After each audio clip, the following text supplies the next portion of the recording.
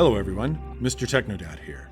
In this video, we will be going over specific details of the exciting game we've developed for Spud Showdown. We are first going to start out with an overview of the game. Then, we'll go over each of the specific mechanics that we've implemented. Lastly, we will provide inspiration on how these mechanics can be used to your advantage. Teams of 20 players will spawn into identical survival worlds. Every player will start with one potato, and teams will have a 2-hour window to start their farms and grow their potato count. It's a race against time to develop the tools, resources and infrastructure needed to optimize the production of more potatoes. At the end of the 2-hour mark, victory depends on one simple measure. The team with the highest potato count will be declared the potato champions. At the start of the game, players will have to acquire many basic resources themselves. However, once they begin to accumulate potatoes, they can head over to the potato bank and deposit them. Deposited potatoes can be used at the potato shop to purchase individual items, team upgrades, and more. These items include enchanted tools, resources to build redstone contraptions, and effects that aid your entire team. Your team shares a singular potato shop and bank, so collaborate, strategize, and pool your resources wisely. As time passes, additional tiers of shop items will become available. The Tier 1 shop is unlocked at the start of the game and includes a stone hoe with Fortune 1, allowing players to get more potatoes per block. The Tier 1 shop also contains many materials for automated farms, including redstone, slime, quartz, ice, honey blocks, soul sand, and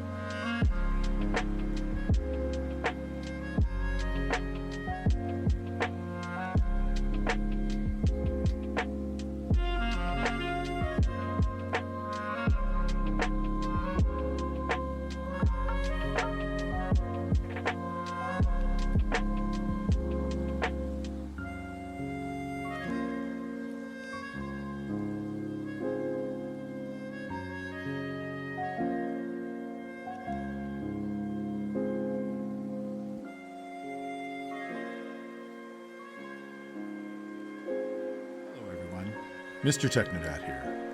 I'm very excited to announce Spud Showdown, a Minecraft fundraiser hosted by the Cross-Collegiate Minecraft League in collaboration with the One of Us Global Foundation. In this event, teams from over 100 different universities across North America will compete head-to-head to farm as many potatoes as possible. To increase their score, teams must deposit their potatoes in the potato bank. Players can also choose to invest their potatoes on items, team upgrades, and more. The purpose of this event is to support the One of Us Global Foundation, which was created by Technoblade's family to continue Techno's legacy. The foundation provides mentorship and scholarship programs to supply young adults with the tools, resources, and personal empowerment to change the landscapes of the world just as Technoblade did. To support the foundation, this event will have a $10 participation fee, with 100% of the proceeds going towards the development of One of Us infrastructure and programs. Thank you to our partners at Apex Hosting and Cylone MC for making this event possible. Mr. Technodad here. We will be going over specific details of the exciting game we've developed for Spud Showdown. We are first going to start out with an overview of the game. Then, we'll go over each of the specific mechanics that we've implemented. Lastly, we will provide inspiration on how these mechanics can be used to your advantage. Teams of 20 players will spawn into identical survival worlds. Every player will start with one potato, and teams will have a 2-hour window to start their farms and grow their potato count. It's a race against time to develop the tools, resources and infrastructure needed to optimize the production of more potatoes. At the end of the 2-hour mark, victory depends on one simple measure. The team with the highest potato count will be declared the potato champions. At the start of the game, players will have to acquire many basic resources themselves. However, once they begin to accumulate potatoes, they can head over to the potato bank and deposit them. Deposited potatoes can be used at the potato shop to purchase individual items, team upgrades, and more. These items include enchanted tools, resources to build redstone contraptions, and effects that aid your entire team. Your team shares a singular potato shop and bank, so collaborate, strategize, and pool your resources wisely. as time passes, additional tiers of shop items will become available. The Tier 1 shop is unlocked at the start of the game. It includes a stone hoe with Fortune 1, allowing players to get more potatoes per block. The Tier 1 shop also contains many materials for automated farms, including redstone, slime, quartz, ice, honey blocks, soul sand, and even more. It also sells villager, bee, and delay spawn eggs, which can be further used to automate potato farming. Hello everyone, Mr. Technodad here. I'm very excited to announce Spud Showdown, a Minecraft fundraiser.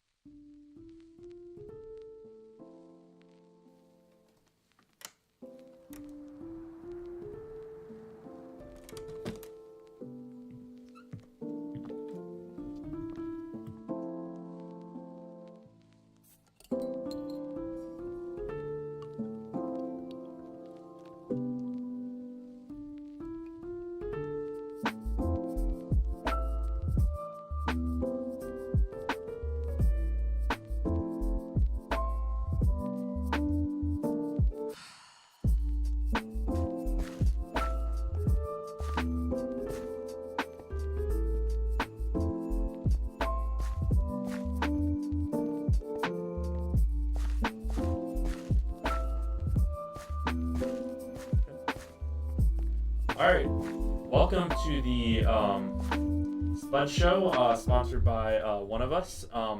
We just have a little bit of a pre-show. I'm Shadow Pigeon, or Hayden, and we got Nikki over here. Nikki. Hi. I'm also Nikki. Yeah, we're just gonna have a little bit of a pre-show before everything starts. Basically, what's the Potato 101, and we're gonna interview some of our competitors. So let's first, is our Minecraft ready? Yeah, as you can see, I am Cool Creeper Dude in this game. A nice crown, and then we got Nikki over here. Hi. Okay. That's Nikki. We got some Potato Almanac books that were cleverly put in this chest. I don't know how, but they were just put in there. So, Yeah. Hey Nikki, do you know how much light potatoes need to grow? Potatoes need a light level of 9 or above to grow. 9 If or it's any above. lower, it won't grow. So for teams competing in this competition, they need to use lanterns, torches, and other light sources that can essentially get them to light level 9. Anything above that will not make them grow any faster, but essentially that. They do need water to grow.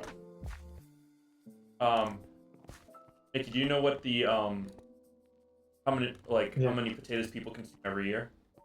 Every year, the USA produces 440.75 million Counterweight. counterweight. Okay. Yeah, so that's And, about 100 pounds. Counterweight is that's a 100 lot pounds, so of- it's about 440.7 million 100 pounds of potatoes. So many potatoes. And you know what's even crazier is What? Americans consume on average of 124 pounds every year, just one person, of potatoes. I think I know where I got this gut from. Yeah. I think most of those potatoes are me, but Oh, they're pretty yummy. yeah, they see like humans are like 78% like water or something like that. I think I'm like 60% potato. Yeah, me too. But yeah, so let's look at this first farm that we may not see from many competitors. I like to call this the early potato farm. This was modeled off of villager farms back in the day. Now some quick facts about these potato farms. This early potato farm only produces around 366 potatoes per hour. Do you think we're going to see many of these potatoes farms from our competitors? I would hope not. You know, They it would can be either- hilarious if someone actually used this one and won the competition. I guess we'll see. Yeah. So moving on to our second generation potato farm, this is more of the farms that you see nowadays, where you can have 48 tillable tiles with one water source. Yeah. Now And how this much- How many potatoes can Sorry. this produce? This produces 960 potatoes per hour. Holy crap, that's about triple the other potato farm. So much better. So much better. Now, for those people who are redstone savvy, we got the third farm over here. This is called the automatic farm, or a repeater farm. So, essentially how you do this is you charge this circuit that you got here, uncharge it, and then you break the redstone and put it back, and it spews bone meal out of this dispenser to grow the potatoes, and then you break it. Just like that. Now, if I were to add this, like this, Potato. you got potatoes, and then you just keep on doing this all day. This is a mindless task. And this is how you dupe the cake potatoes. Legally dupe them, of course. Yeah, of course, of course. But some interesting facts about this farm is it produces around 5,000 potatoes per hour. One downside is that it does. One downside about it is that it does take 4,000 bone meal. So have fun killing all those skeletons. It's not going to be easy. Yeah, let me turn this off so we don't pick out. Whoops.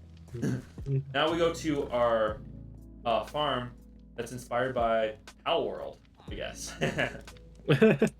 This is what we call our villager business farm. Note it's a business, not anything else. But essentially how this farm works is you have a villager farming the potatoes, and then he goes and tries to give these potatoes You are beautiful, Fletcher. But since there are hopper minecarts in the way, the hopper minecarts take those potatoes and they get distributed to you. So this is definitely a good automated farm for competition. And this produces about 118 potatoes per hour, but requires no work by any player. Yes. And that's only one of these. Now you could stack 2, 3, or even 4 of these all to one villager, and you could double, triple, quadruple it. And the fun thing is this only takes 15 minutes to build. So Could be interesting strategy we see some people use. now this is my favorite farm. This is the farm that will win the competition. This farm I call the last potato farm. This farm here has 25 stacks of potatoes, which is around 1,600 potatoes. It takes 10 minutes to harvest, 5 minutes to, actually 10 minutes to plant, 5 minutes to harvest, and this could yield you around 4,800 potatoes. Now, how many is that per hour? Well, 17,000. 17,000. And guess what? Not that many resources. We use lanterns here. Use a torch. Anything. And by the time you plant this field, you have potatoes ready to harvest on the other side. So it's just a reoccurring thing. Now, some competitors may be, or some people in the audience may be wondering, how good is fortune in this competition? Well, if you just use fortune, nothing. If you just didn't use fortune, you're getting around 3.38 potatoes per block. Now, if you went to Fortune 1, you're getting around 4.18 potatoes per block, which is a stark change. I mean, it's almost one more potato. Now, Nikki, what about Fortune 2 and 3? Fortune 2 gives you 5.07 potatoes per block, which is a bit more of a difference. And then Fortune 3 gives you 5.33 potatoes per block, which is really not much up from Fortune 2. Yeah. I definitely think the Minecraft devs are ripping us off with the potatoes. Yeah. I think they need to give us like a Fortune 4, Fortune 5, like they have with efficiency. But yeah. Yeah. As we come up to the end of our Potato 101 class, do you know what state in the US produces the most potatoes? Ohio? You're close. It's Idaho. Oh man. Yeah. I didn't expect you to know that. I was just throwing out that as a question. That was not in the book. I didn't give you the script for that one. That was my second guess. Second guess though. Oh, I should have given you a second guess then. Yeah. Oh well. Oh well. Well, many viewers may recognize this house. We zoom out a bit. This house was on the Dream SMP. It was Technoblade's old house. As we can see, inside looks all fine. And actually, you know what? We're not going to go up the stairs. We're going to stay in this room and we're going to jump to some interviews.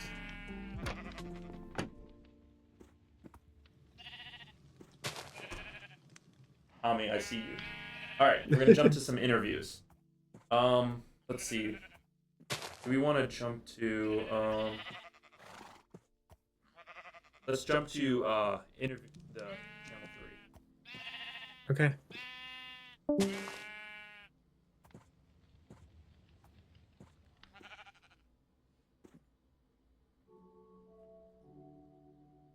Just tell me when you're in.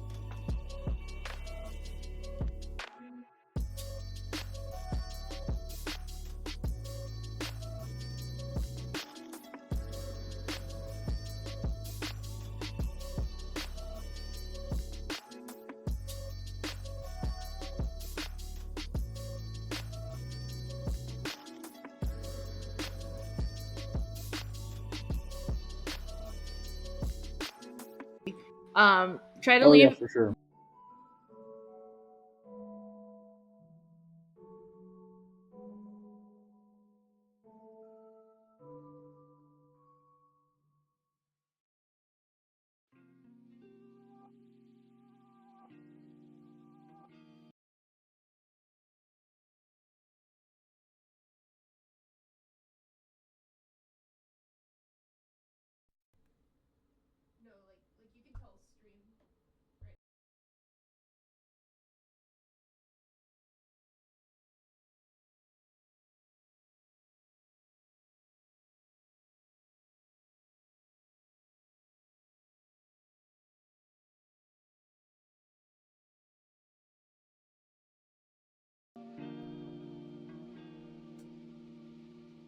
Hello, Team Crash, are you there? Oh. Yes. Yes, we are. we are live. I'm Shadow Oh. Pigeon, and I'm joined here by Trash Lord. Here to help out with some interviews. So yeah, Team Crash, tell us, were you watching the stream? Did you see any strategies that were potentially in play? Nope. We we were strategizing planning. ourselves. Yeah, we were strategizing. Yeah. For All sure. right, so let's tell us. We need to know what kind of strategies are you gonna implement to beat these other teams? Belief. Volume. We're just going to believe. Believe. We have. Yep. We have hope. Yep. All right. Do you think you're gonna use villagers, or are you gonna go more manual farm? Probably more manual. Yeah, my manual. All right. A lot of split jobs and such forth. Yeah. It helps So I us we have mean, more like people. previous knowledge, like guys obviously.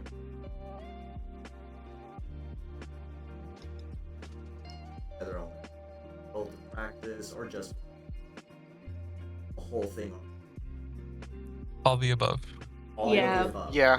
We all. Except for PvP. No PvP, so. No PvP. Thank goodness we're not fighting for. Yeah, you're not gonna. Yeah. I mean, that kind of is. I feel like we would wish we were. still. Freaking Nova would dominate. Yeah, wish we we would were. still definitely dominate with the PvP. Yeah. Real quick, completely unrelated, but partially related. Favorite potato. Ooh. Ooh. French fries. Yeah, it's gotta be French fries. Yeah. See, Fair enough. Baked I'm gonna potato. take it a step further and go carne asada fries. Oh yeah, Oh actually. my God, yes, You know yes, what? I retract my yes. statement. Yes. I retract Whoever my said baked statement. potato, I was like, you're good, but no, carne asada fries. Ah. Carne Yeah. asada fries. Yeah, I retract my Or statement. surf and turf fries.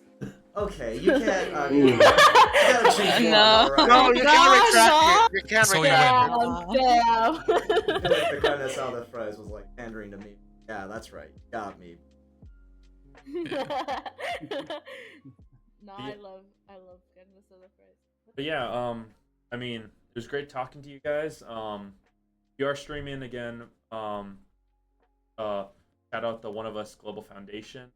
Currently, we're at around $2,000. Where our goal is 25,000. So just shout out Team 3 if you guys are streaming, but also good luck. Thank you. Thank you. Pleasure. Thank you so much for allowing us to play in this event. No course. problem. Of course, Sound confident. have fun. Have fun. And hope you guys win. Thank you. Hello, Team 4, known as Totally Not Entity. Hello. How are you all doing? Doing all right. So I'm Shadow Pigeon, and I'm joined by Crash Lord right over here. Just gonna ask you a couple. yeah. Were you guys watching the stream or anything? And did you guys have any strategies that maybe we were taking? No, I've been thinking about villager farms, and villager farms to. That kind of. Hey, that kind of follows up with our next question of. Full or just. There's that question. We did talk a little bit about we're gonna have a large group of people mostly do manual farms, and then if potentially I don't know if it's a few. Not everyone was here when we were talking about it, so I don't know about the whole plan. So I'm just gonna give you a quick thing, some tips I'm gonna give, not other teams, but one villager farm only produces 118 Yeah, that's manual sometimes labor. doesn't it? Manual labor get upwards of 17,000 an hour. So I clever guess tip. like a good question for that is, you guys kind of like have a plan to mitigate that loss, or like you're getting less with the villagers? So do you have like a backup plan, or like we already planned? To be honest, I'm literally in a world with a villager farm right now. All right, yeah. Alrighty. I've been counting its production. I love your confidence. I'm gonna be honest. I love your confidence. It's not working. It's bad. Now, so I must ask. We're asking one random question. You guys know what state produces the most potatoes? Is it not Idaho? I feel like Idaho's the It's gotta be Idaho. I mean, yeah, you guys are right. Let's go. Any other state would kind of be weird. I feel like that's all Idaho's known for, right? Just potatoes. Yeah. Funnily enough, do you guys know what state produces the most cheese? What's Wisconsin? cheese? Wisconsin, Yeah, yeah. probably. But they are Wisconsin. also Cheese. third in production of potatoes. They're coming for. Potatoes. That's Cheese and coming for Idaho. potatoes. Oh no. But yeah, I guess that's really it for the guys got for you. You guys look like you guys are all put together and you're ready to dominate this competition. Open for it. Having someone eat a lot of food in my ear on Minecraft. They're eating potatoes. They're getting ready for the Yeah, they're contest. eating potatoes. They just I'm not hungry. got the wrong one. They can't eat the product, you know. Yeah, You can't. It's time is money. Wrong memo. They thought it was an eating contest, so. Yeah. My bad. My bad. But yeah, definitely. I'm praying for this. Definitely good luck. Entity cramming. Please do not entity cram the server. That would not be nice. But wish you good luck and hope you guys win. Got it. Thank you. Awesome, thank you. The plans We're for gonna- my squid farmer ruined. Entity.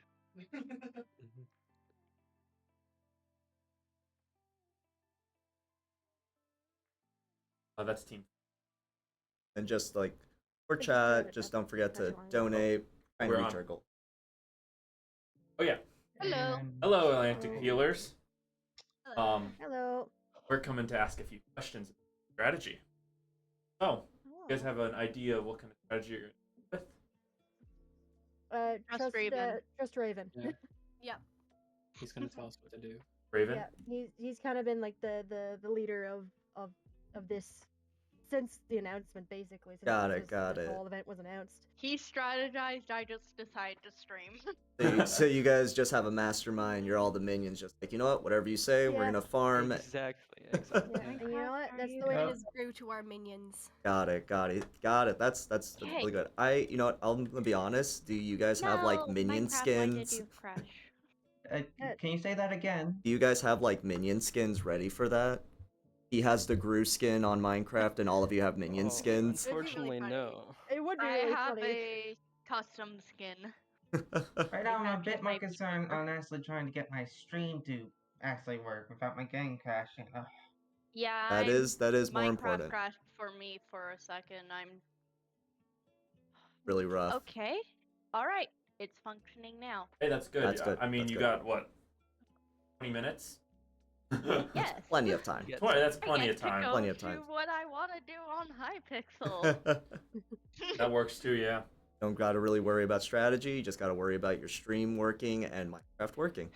Yeah. Exactly. We're so Yes. confident. The only thing that could stop us is our technical issues. I'm kind of just wanting to know what the IP is, just so I can log in right away. We will ask the producers. Orders Yeah. probably will be in the. Yeah, I had that It's covered. gonna be in one of the channels. I don't remember it. I think it might be Showdown announced. You guys are all able to see. Okay. But yeah, best of luck, guys. It's really, really good. Glad to hear it. We're gonna get you the help you need. But best of luck. We're hoping for the best. Okay. Yeah. And also, if you are Thank you. streaming, please donate to the station. The streamer, we want to hit 25,000 also. Make sure you guys donate to the stream. I'm planning to send like way too many the stream thing in Discord a lot. Let's go, Oh. Atlantic Peelers. Woo! All right. Alright. Oh, adios. Hello, hello. Thank you very much. Thank you. Hello. This 7. Bye. Okay. All right, Super Secret Society. Hello. Are you there? How's it going?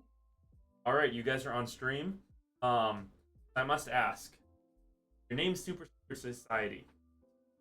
Are you guys going to, in a way, letting your plans be dark and impenetrable at night, and when you move, you fall like a thunderbolt? Well, we have extensively studied the art of war, so we're very familiar with how to effectively develop strategies and not give them away on stream for the other teams to steal from. Okay. Yes. Sun Tzu. So I must ask, what strategies would you give your other team? Redstone machines are definitely worthwhile. You should definitely do those. And, Yes. And you're definitely not using that, right? As a strategy, wink, wink. Yes, of course, of course. I mean, they can make 5,000 potatoes an hour with that. So Wow, that's insane. definitely. Exactly. Crazy. But you know, 5,000 per hour is petty numbers. Hey, that's just one We person. have our sights set higher. Got it. Oh, what's your guys' goal? What's your magic number you guys want to hit? Million. Million. Wow, that's Dang. now that's confident. You know, I think I watched a video from some YouTuber that tried hitting like melons or potatoes or something like that. It took them a long time. So do you think you can accomplish that in 2 hours? Well, we have some Yeah, experience. it's We can fine. take a few tips and tricks from said YouTuber. Nah, I'd win. That's very interesting. All right. All right. Do you have any? Let me ask. YouTuber might be a major skill issue. What's your guys' favorite potato dish? Oh boy. We were just French talking about fries this are on the good. server, weren't we? I think baked potatoes pretty good, honestly. Baked I potato. do like a good Potato. poutine. Baked potatoes are pretty good. Oh, poutine. I'm craving that now. Sorry, my bad. My bad. I think that's all the time we have. We couldn't go, guys. But if you guys are happen to stream or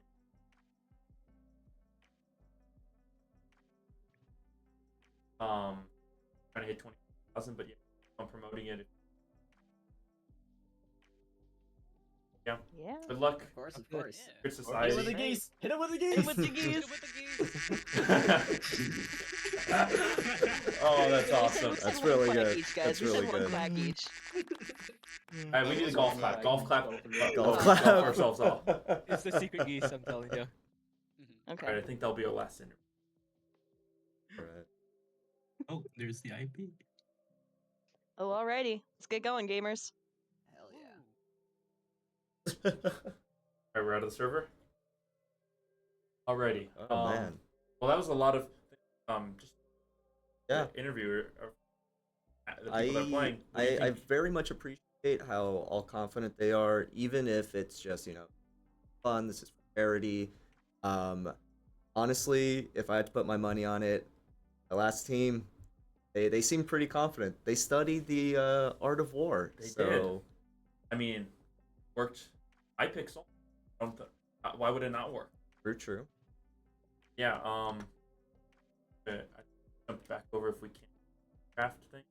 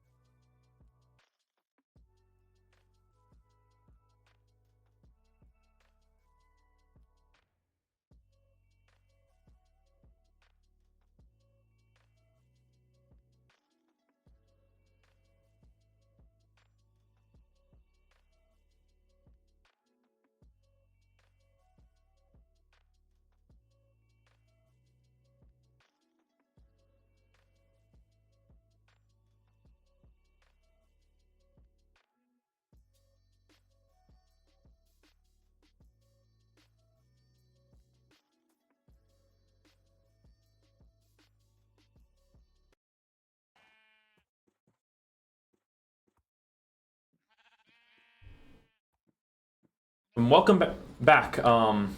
We're here for the last few minutes before Mr. Technodad's going to be here. Yep, I'm very excited. Are you excited? I am really excited. Stream, we're going to have Technodad. He's going to say a few words before the competition starts. But this is our last time you're going to be seeing us for the most part of the stream. But let me introduce you to some of the team names that we got. Our first team that's going to be competing is Team 1. Second team is called Tuffy Tots. That's an interesting name. Third team, you saw them on this stream. We have Team Crash. Team 4, we got Totally Not Entity Cramming. Please do not entity cram. It is a miserable thing. But yeah. Next team, we saw Atlantic Peelers. Yeah. They were fun, enjoyable. Then we got a new team called the Devon Haters. Tournament organizer. I mean, you gotta hate on the tournament organizer sometimes, but he's an awesome dude. Oh, man. But the favorites, at least that's what we thought, we had the Super Secret Society. Super Secret Society. I mean, they're gonna be fun. Now, Team 8. Nah, Weed Farm. That is a clever name. I appreciate all of these names so far. I love team names. Team names. Team 9. I don't think they joined the right competition. How so? Their team name is Bananas. We aren't farming bananas here today. Well, they might have just got the wrong memo. But this next team, they have the right memo. Average Potato Enjoyers. I wish they could have interviewed with us, but they weren't able to. I want to know their favorite potato dish. Maybe if they win, we can interview them about it. Maybe. But their little tag they have is enjoying potatoes. So if they're streaming, I bet they're just eating potatoes. That's true. Now, Team 11, we got the Techno Queens. Not the Blades, not the Dads, we got the Queens. Yep. Thing is, what are they the queen of? Are they going to be the queen of the potatoes? Maybe. Team 12, the Disciples of Sun Tzu. Now I'm worried for the Secret Society. If these guys are the exact disciples of Sun Tzu. Well, let's see if they are. Team 13. This is what I like to do. I mean, I showed it off with how many potatoes you could produce per hour. We have Team 13, the Min-Maxers. You're min-maxing on potato farming. I've never once thought I'd ever hear that. I mean, I heard it several times with Technoblade, but I mean, he was a whole different type of min-maxer. I definitely would like to see how they're going to compete. Yep. And I think they are from, maybe that's Idaho State? They may be from Idaho State, so maybe they know some things about how to min-max potatoes. Oh, we got in the chat, someone said that's us. Yeah, excited. Maybe you guys are from Idaho? Maybe you could share some potato secrets? But yeah. And the Team 4, we got Patata. Patata? I think that's a potato dish. Oh, they're from Iowa. Iowa, it's Idaho. Close enough. Nah. Iowa State. All right. But yeah.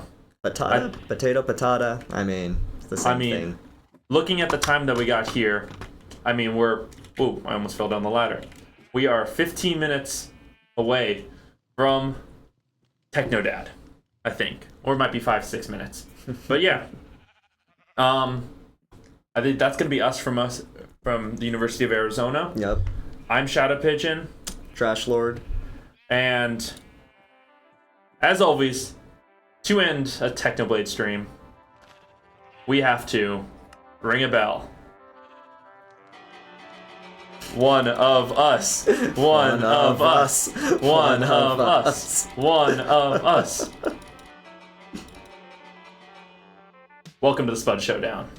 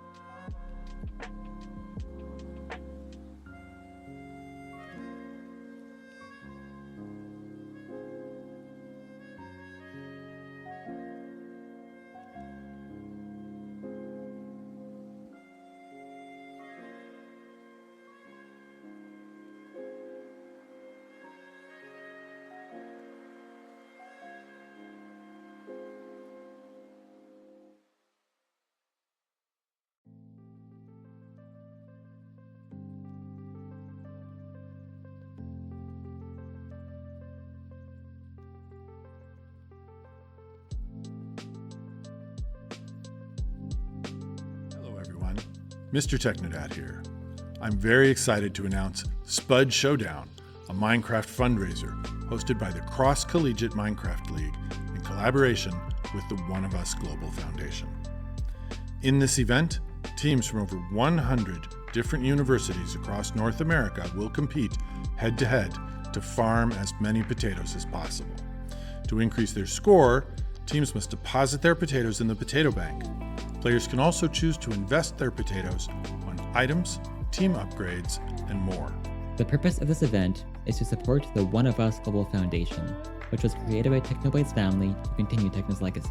The foundation provides mentorship and scholarship programs to supply young adults with the tools, resources, and personal empowerment to change the landscapes of the world just as Technoblade did. To support the foundation, this event will have a $10 participation fee, with 100% of the proceeds going towards the development of One of Us infrastructure and programs. Thank you to our partners at Apex Hosting and Cylone MC for making this event possible. Mr. Technodad here. We will be going over specific details of the exciting game we've developed for Spud Showdown. We are first going to start out with an overview of the game. Then, we'll go over each of the specific mechanics that we've implemented. Lastly, we will provide inspiration on how these mechanics can be used to your advantage. Teams of 20 players will spawn into identical survival worlds. Every player will start with 1 potato, and teams will have a 2-hour window to start their farms and grow their potato count. It's a race against time to develop the tools, resources, and infrastructure needed to optimize the production of more potatoes. At the end of the 2-hour mark, victory depends on one simple measure. The team with the highest potato count will be declared the potato champions. At the start of the game, players will have to acquire many basic resources themselves. However, once they begin to accumulate potatoes, they can head over to the potato bank and deposit them. Deposited potatoes can be used at the potato shop to purchase individual items, team upgrades, and more. These items include enchanted tools, resources to build redstone contraptions, and effects that aid your entire team. Your team shares a singular potato shop and bank, so collaborate, strategize, and pool your resources wisely. As time passes, additional tiers of shop items will become available. The Tier 1 shop is unlocked at the start of the game. It includes a stone hoe with Fortune 1, allowing players to get more potatoes per block. The Tier 1 shop also contains many materials for automated farms, including redstone, slime, quartz, ice, honey blocks, soul sand, and even more. It also sells villager, bee, and delay spawn eggs, which can be further used to automate potato farming. You can also buy various enchanted books, as well as an elytra. The unbreakable shears can be used to quickly gather vegetation to manually farm bone meal, while the cod mob spawner can be used to create an automatic farm. The haste potion makes you mine faster, allowing you to quickly clear out space for expansive farms. The day scroll sets the time to day,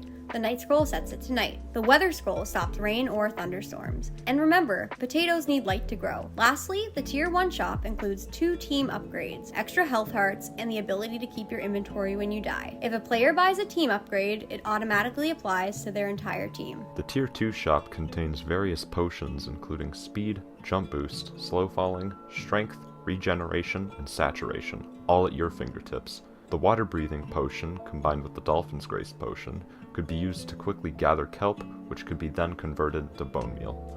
The Tier 2 shop also includes enchanted netherite tools and armor, along with fireworks, to use with the elytra. The iron hoe has Fortune 2, and the diamond hoe has Fortune 3, a 63% increase in potato drops compared to farming by hand. The Tier 2 shop has several new team upgrades, including permanent night vision, jump boost, strength, resistance, water breathing, haste, invisibility, and saturation.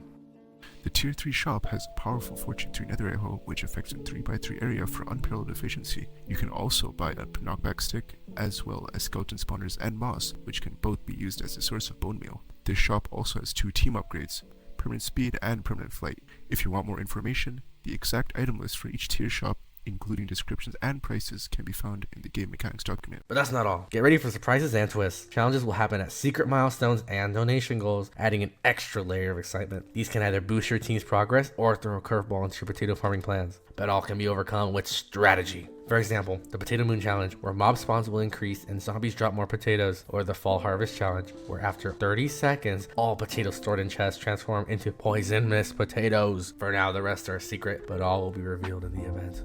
These various tools, items, and effects can be used to create a well-optimized potato farming machine that can withstand challenges or even be enhanced by them. Whether you opt for an automation or hands-on labor is entirely your call. Regardless, the key to success will be team collaboration and strategic planning. This event could not have been possible without ABAT's hosting. From first-hand experience, we can say their customer service team is incredibly responsive. Also, their server panel is very intuitive and has features that allow for both easy setup and advanced customization. So if you're looking to host a Minecraft server for your friends or for your club, please take a look at what ABAT's hosting has to offer.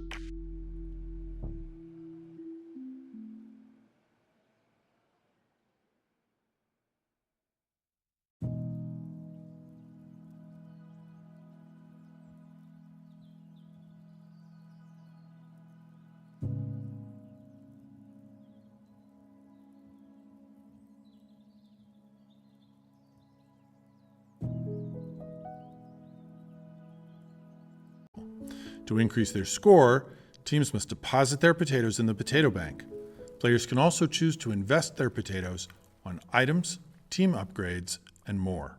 The purpose of this event is to support the One of Us Global Foundation, which was created by Technoblade's family to continue Techno's legacy. The foundation provides mentorship and scholarship programs to supply young adults with the tools, resources, and personal empowerment to change the landscapes of the world just as Technoblade did. To support the foundation, this event will have a $10 participation fee, with 100% of the proceeds going towards the development of One of Us infrastructure and programs. Thank you to our partners at Apex Hosting and Cylone MC for making this event possible. Mr. Technodad here. We will be going over specific details of the exciting game we've developed for Spud Showdown. We are first going to start out with an overview of the game. Then, we'll go over each of the specific mechanics that we've implemented. Lastly, we will provide inspiration on how these mechanics can be used to your advantage. Teams of 20 players will spawn into identical survival worlds. Every player will start with 1 potato, and teams will have a 2-hour window to start their farms and grow their potato count. It's a race against time to develop the tools, resources, and infrastructure needed to optimize the production of more potatoes. At the end of the 2-hour mark, victory depends on one simple measure. The team with the highest potato count will be declared the potato champions.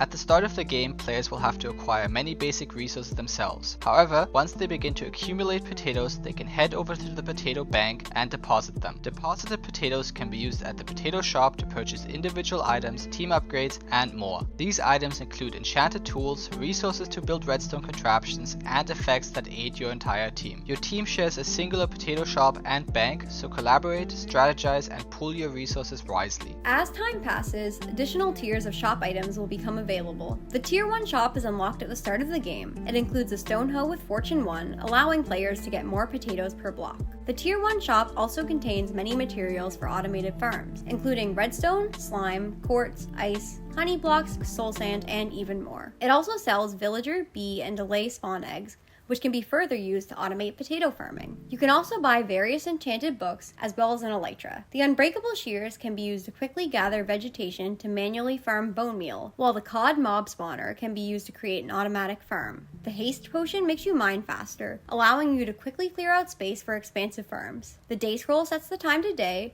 The night scroll sets it to night. The weather scroll stops rain or thunderstorms. And remember, potatoes need light to grow. Lastly, the Tier 1 shop includes 2 team upgrades, extra health hearts, and the ability to keep your inventory when you die. If a player buys a team upgrade, it automatically applies to their entire team. The Tier 2 shop contains various potions including speed, jump boost, slow falling, strength, regeneration, and saturation, all at your fingertips. The water-breathing potion, combined with the Dolphin's Grace potion, could be used to quickly gather kelp, which could be then converted to bone meal. The Tier 2 shop also includes enchanted netherite tools and armor, along with fireworks, to use with the elytra. The Iron Hoe has Fortune 2, and the Diamond Hoe has Fortune 3, a 63% increase in potato drops compared to farming by hand. The Tier 2 shop has several new team upgrades, including permanent night vision, jump boost, strength, resistance, water breathing, haste, invisibility, and saturation.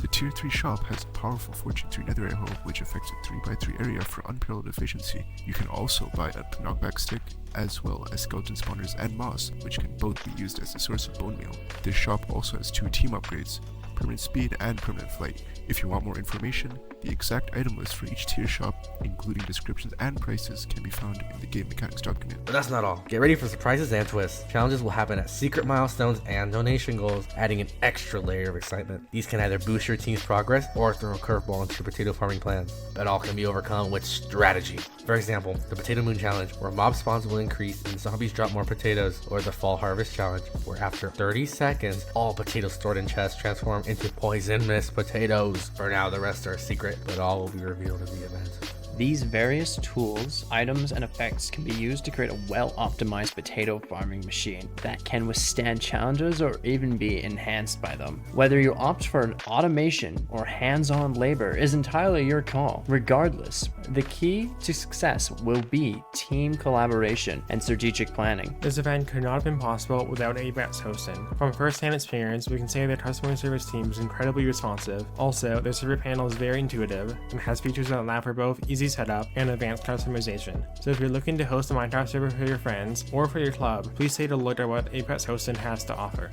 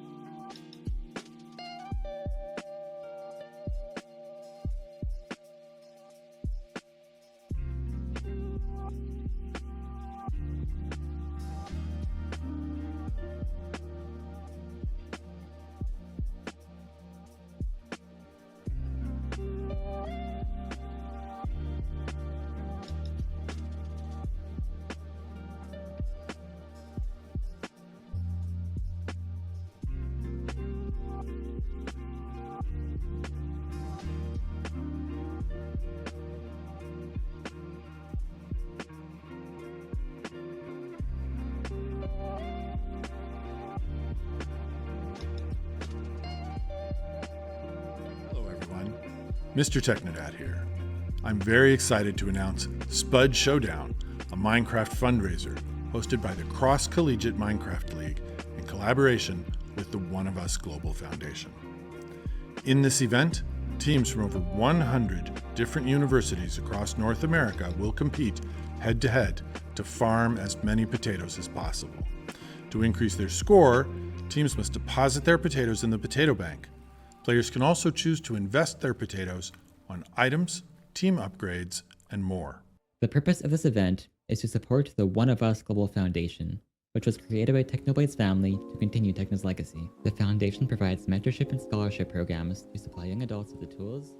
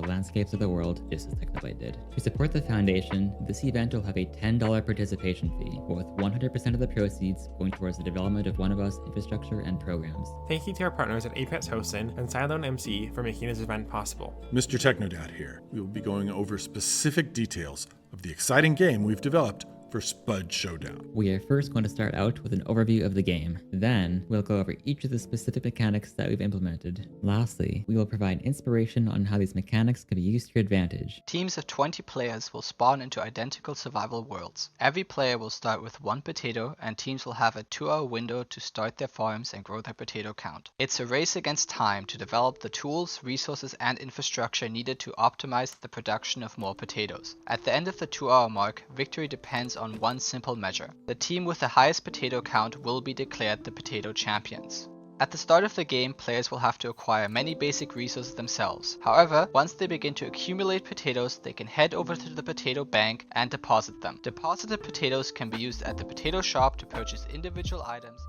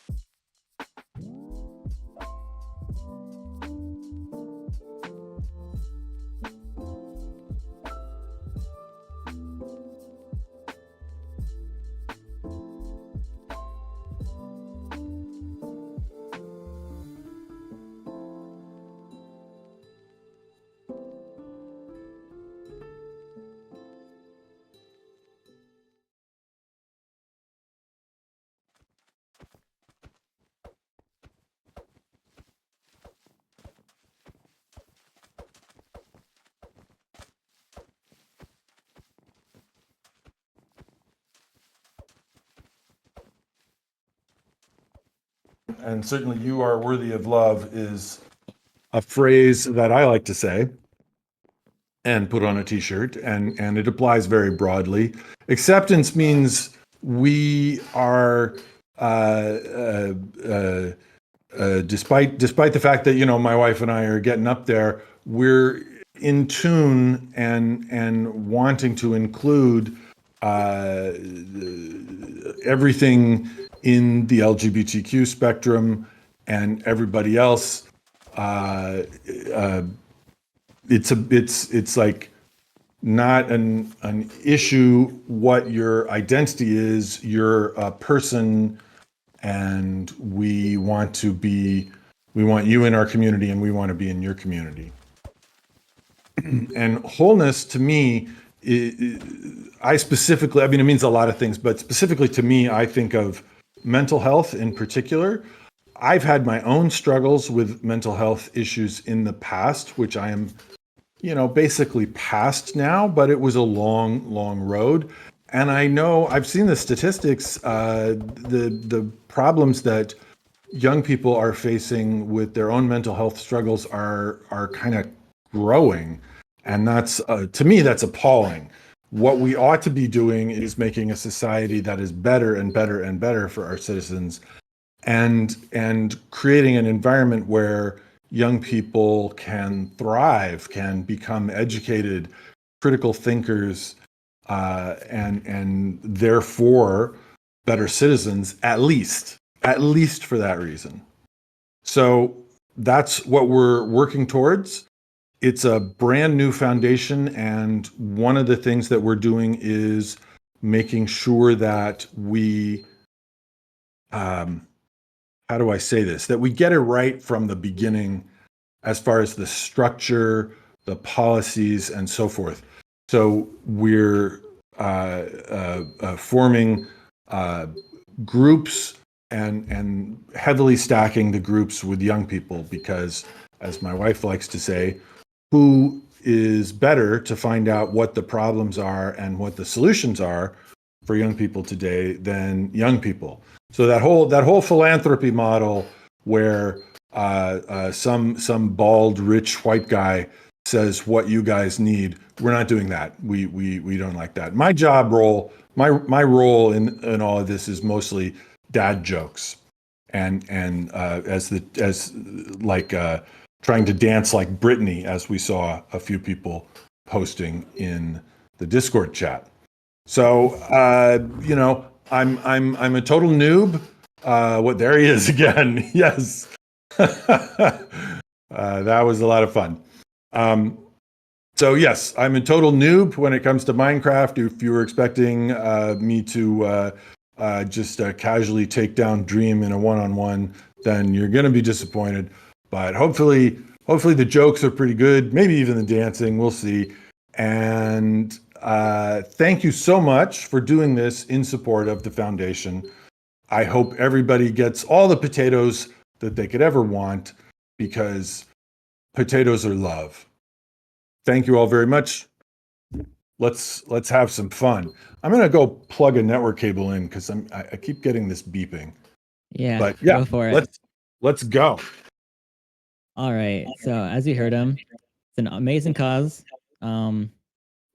So make sure to donate. The Tiltify link should be in the stream chat. If it's not already, then definitely add it to the stream chat. But we'll be doing donation-based events in the game itself, where every $500 we'll be doing a random event. So these events can range from hordes of zombies spawning to potatoes turning to poisonous potatoes. There's various different events that'll be caused by both random occurrence and donation goals. So make sure to donate. It'll make the stream more entertaining, and it'll be for a good cause. So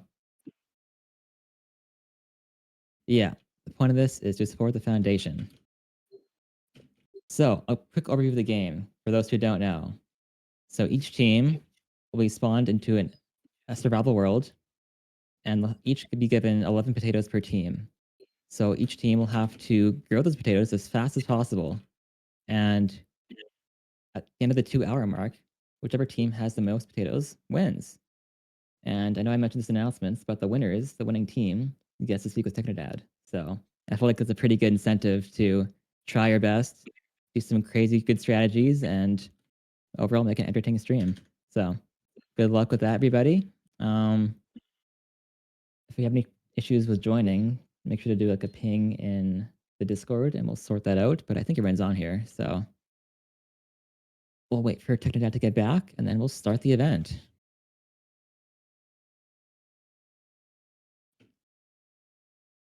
Who just left the server? Get back on here. There we go.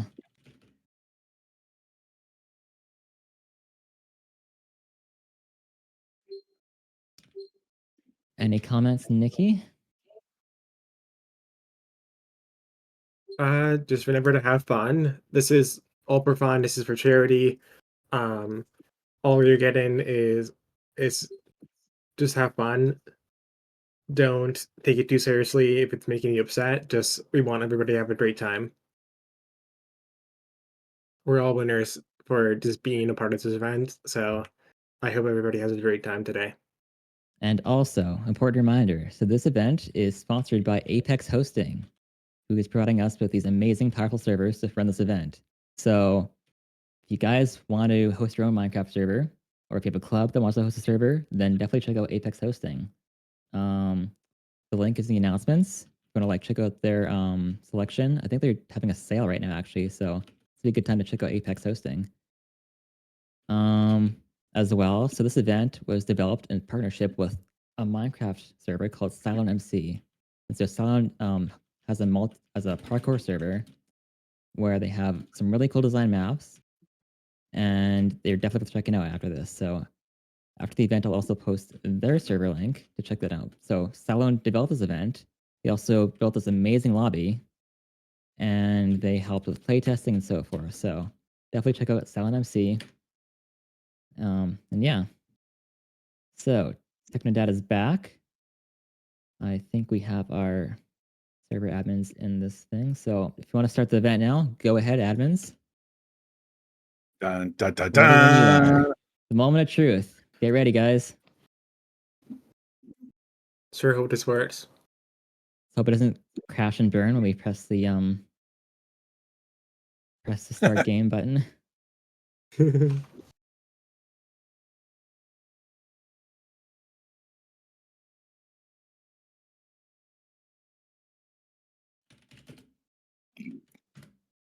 Excuse me.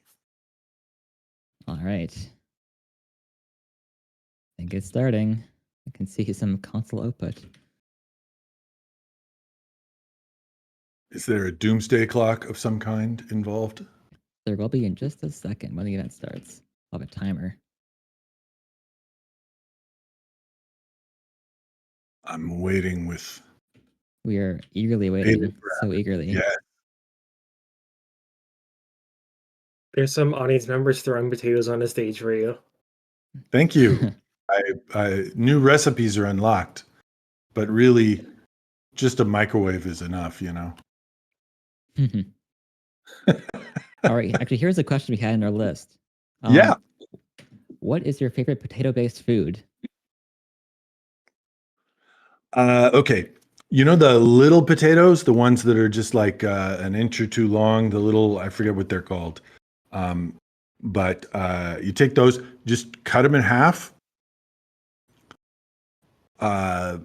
Little bit of salt and pepper, maybe like some baked paprika.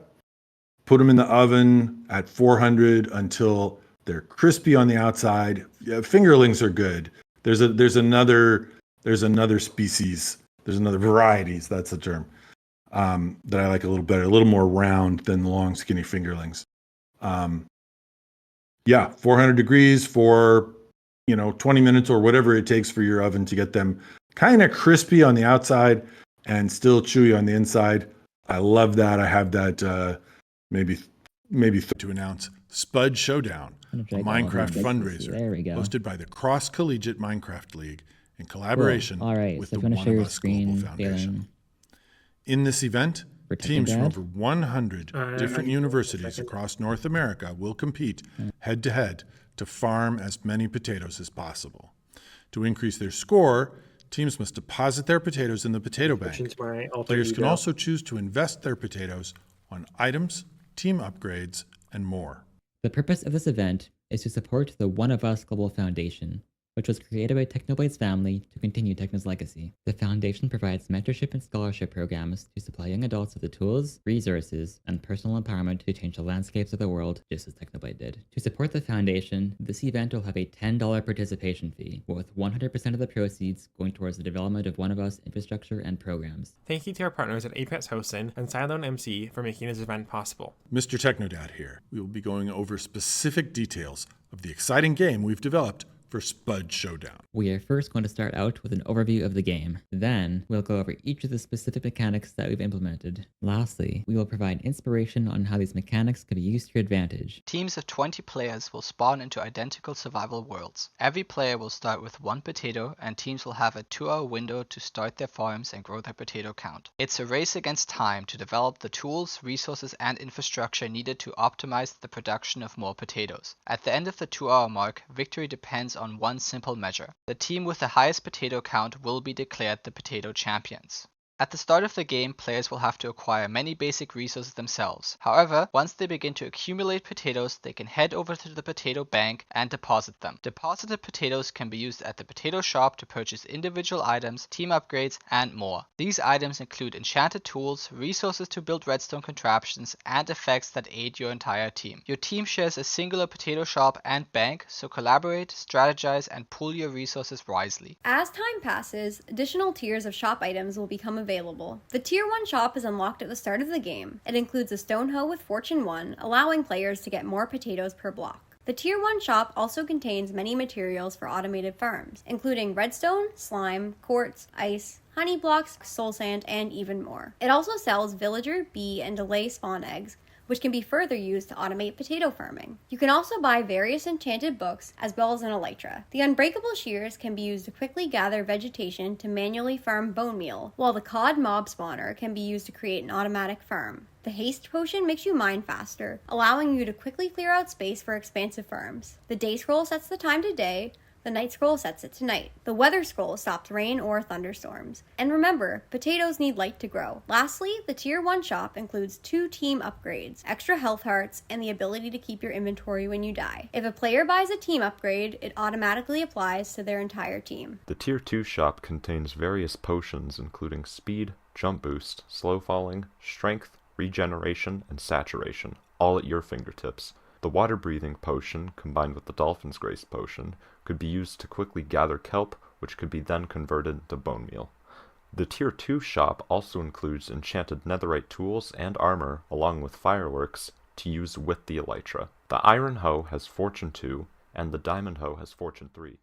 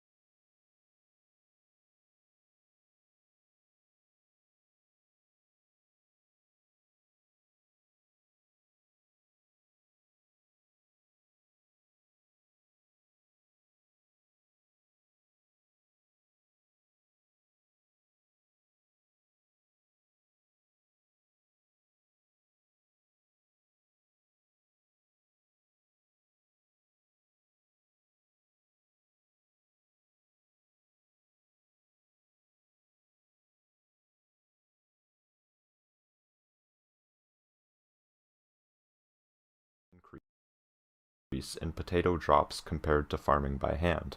The Tier 2 shop has several new team upgrades, including permanent night vision, jump boost, strength, resistance, water breathing, haste, invisibility, and saturation.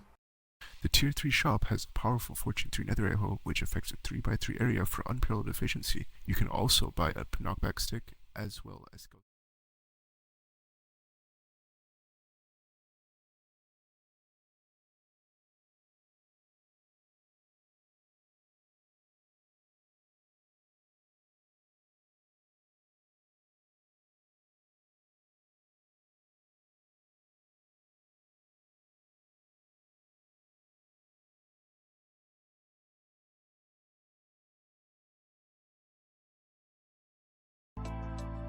Awesome. I see they're making a farm down there. That's pretty interesting. Already starting a farm. That's smart. Someone looks to be going into the cave. So is that like a coliseum? Yeah, so that structure right there is the potato shop. So players can go there to sell their potatoes, and then they can use those potatoes, those sold potatoes, to buy items such as tools or upgrades to further optimize their potato building. So you invest potatoes to get more potatoes, pretty much. Awesome. So that's not a Thunderdome of any kind. No, it's more of a Coliseum looking thing, I'd call it. I don't know. Yeah. But no gladiating. It's more It's buying and selling. more Yeah. buying and selling. It's like a commerce Coliseum. It's like the Cow Palace, basically, Exactly. but for potatoes. Someone's using a composter to get bone meal. That's smart. because bone meal can get you more potatoes. We should switch to some other teams, guys. Let's see what other teams are doing.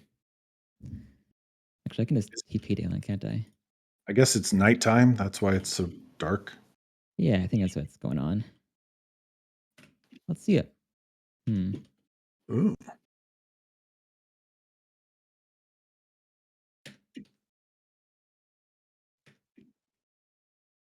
All right. So yeah, the issue with game mode should be solved now. Shadow. Once you do it once, it should be solved. Yep. Cool. All right. So what is that team doing? Are they all Technoblade skins? That's kind of funny. They got matching skins. Devin, for now, you can teleport to caster. Yeah. Like a throwback to the Techno clan.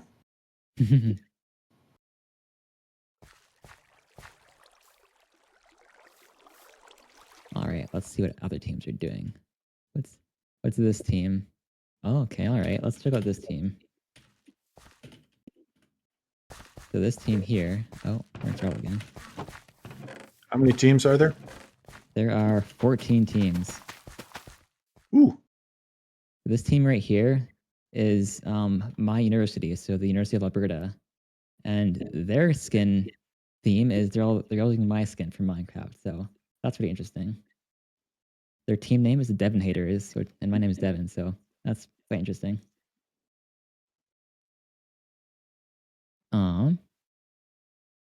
I'm once again doing some problem solving.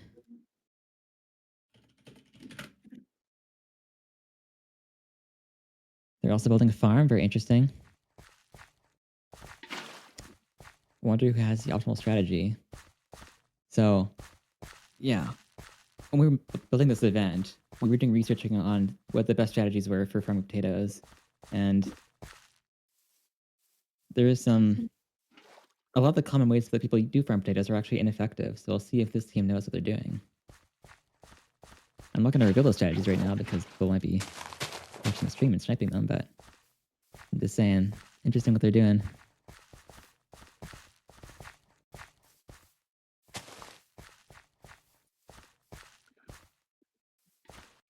Well, farming is certainly a... Oh, whoa, crash into the ground. What is this team doing here? Also starting off? That's a pretty big trauma already.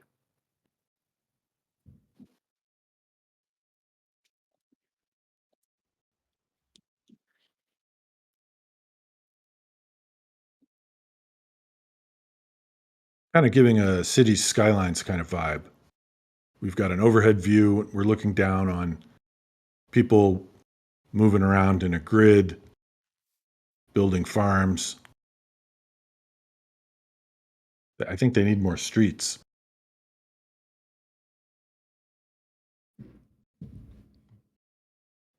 They may just be walking over to farmland, because if you just walk over it, it won't trample, but they have to be careful not to jump on it. The person used a magma block to reset their hunger. That's smart. Good strategy. Well, thank goodness the sun is coming up, so now we can see. True.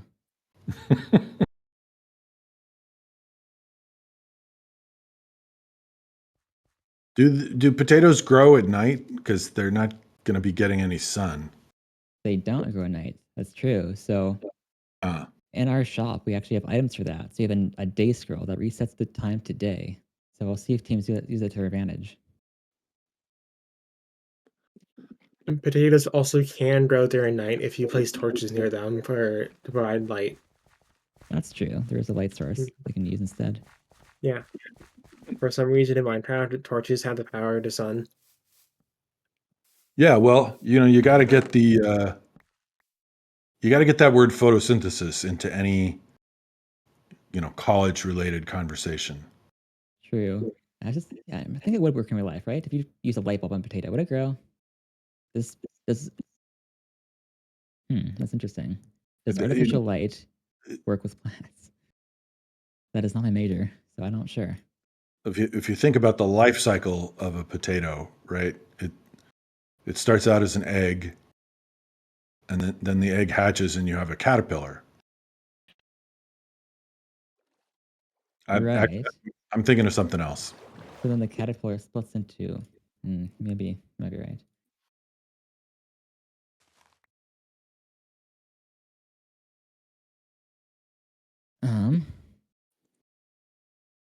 What is this team doing? Not much. So actually, I have a question. So I know you mentioned that the foundation is relatively new. Yes. But are there any specific plans you have with what you're doing? So I know the granting program is mentioned on the website, but is there more you can tell us about that program? Sorry, you saw what on the website? The granting program. So that's mentioned on the website, but I wasn't sure, like, can you give us more details about how that program is going to work, or is that still under development? That is actually still under development.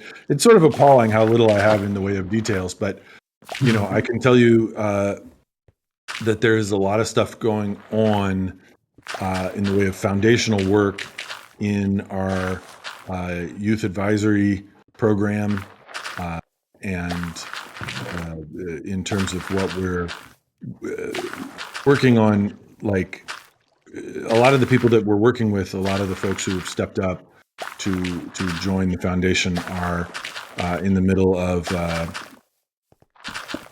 training that just started a couple of weeks ago, where we're all of us, I'm taking the training as well, learning how to make long-term change in systems in a values-based way. So that's what we're really thinking about. That's cool.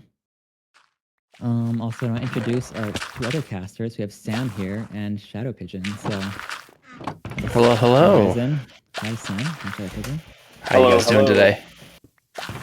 Hey, Sam. Doing good. So also, guys, if Sam and Shadow, if you want to ask questions, you can go ahead. Also commentate. Perfect. Yeah. Oh, wow. Gladly. I'm just looking at this team right here. They have a cocoa bean farm going on. That's interesting. Yeah, I was watching them. They're getting some stuff in the composter. Looks like they're collecting. Setting their spawns. Oh, that person bought a fortune hoe. So in the shops, you can buy fortune hoes, which drop more potatoes when you mine potatoes with them. So, it drops more potatoes when mining. So that's an interesting strategy to invest in those hoes. We'll see how that plays out for them. Yeah, you get about 0.8 potatoes increase with Fortune 1, and then it scales up by 1.2 and then 0.8 again, each Fortune level. Yep. And actually, the last hoe in our shop also affects the 3x3 area, so it can get 9 potatoes at once. So we'll see if we invest in that as well. Be interesting to see.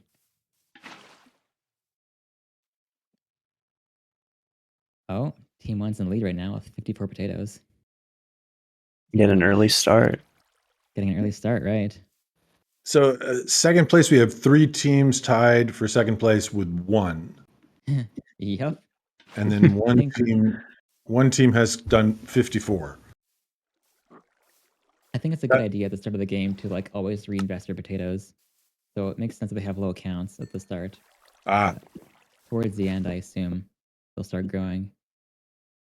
Because So by reinvestment, you mean they're going back to the Coliseum and getting more and better equipment that will give them a leveraged advantage in the actual potato production process. That's right, yeah. So their final potato count does not include the potatoes they use to buy items. So it's a careful balance between saving your potatoes or spending them to get more. Those potatoes are burned up. Mm-hmm. Potatoes are a great source of calories. This is true. Lots of starch. Yeah. I mean, it's basically a big battery for a potato plant. That is true.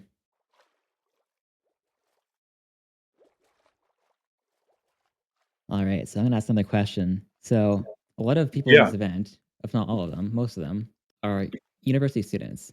And I know that you went to university. So our question is, do you have any advice in hindsight about university, just general advice?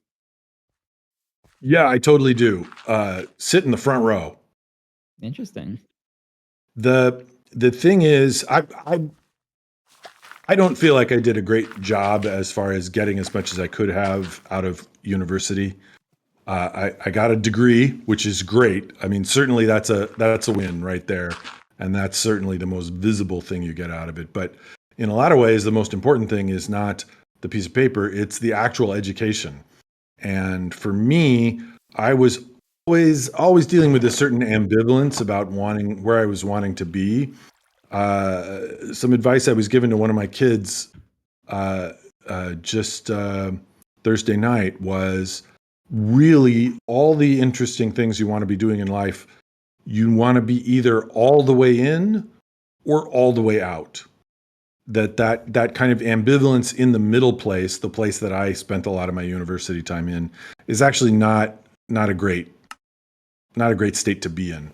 So when I've taken classes since then, now that I'm a little more grounded than I once was, I sit in the front row. It's like if there's a class that I want, I'm interested in enough that I'm going to actually take the class, then I want to sit in the front row. I want to pay close attention. I want to really like wring all the value out of that class that I can. Now I understand sometimes you're stuck taking, history of the history of farming implements 101 in order to get out of your major. But if you've got to take a class like that, I mean, why not do the heck out of it? Why not do everything? Do everything with your whole heart. That's the way to have an effective life and a happy one, because ambivalence doesn't lead to happiness. No, I think I absolutely agree with you on that. A very good message.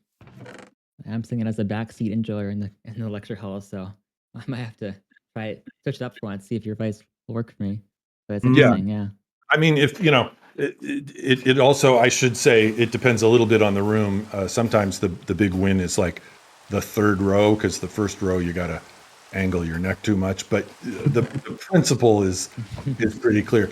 And then the opposite of that too is like if you are trying something and you're really throwing yourself into it and it is not working, then don't like pull back a little bit.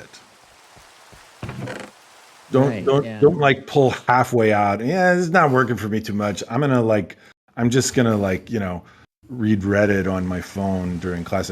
No, it's either all the way in or it's all the way out. Go all the way out. If something is really absolutely irredeemably not working for you, get out. Get all the way out. Yeah, that's true. Focus is very important. And a lot of people struggle with trying to find out what they want to do, even while they're in university. So, yeah. I know I definitely have that problem, yeah. Yeah, it's a challenge to find what you want to do and then to focus on that and only on that. But yeah. Very good advice. So, I know you mentioned as well that there are some classes you enjoyed. Would you be willing to share which classes you did enjoy? Like, what interests you the most in university? Boy. Well, so I'm just appallingly nerdy, so the answers will sort of reflect that. But I particularly remember compiler design. I took a class in compilers. We went over, syntactic tools, abstract syntax trees, semantics, code generation, stuff like that. That was a fun class. Very interesting. You're a programmer, you're using compilers all your life, and then here you are getting into like, how do they actually do the stuff that they do? That was fun. I'm not sure I remember the title of the class, but there was a psychology class about perception and looking at what we know about how our brains actually take on information. And it's like you have kind of a naive model about how your perceptive system works, and then as you look at it more closely, you can find that some aspects of that model are actually don't hold up, like how you how you visually scan words on a page. You think you're doing one thing, but you're actually doing a different thing. Yeah, it's very interesting how perception is reconstructed and not constructed. Because I'm a psych major, so this is right Right up my on. alley. But Yeah. Like I'm thinking, you mentioned like a lot of CS courses. I Yeah. wonder how much this have changed in the past like 20 or 30 years. It must be quite a bit. Like even in terms of the content they provide. Do you think they've changed a lot? Do I think the classes have changed a lot? I'm computing science classes in particular, since that's what you mentioned. Yeah.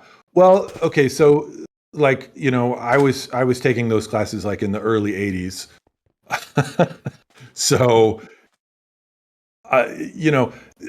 sometimes what happens with computers is the hardware comes forward, and things the software may work wildly differently. Other times, not so much. Like I don't think a compiler today, you pull out your C++ compiler or your, even your Python front end. They're structured, I think, quite similarly to how they were in the early 80s.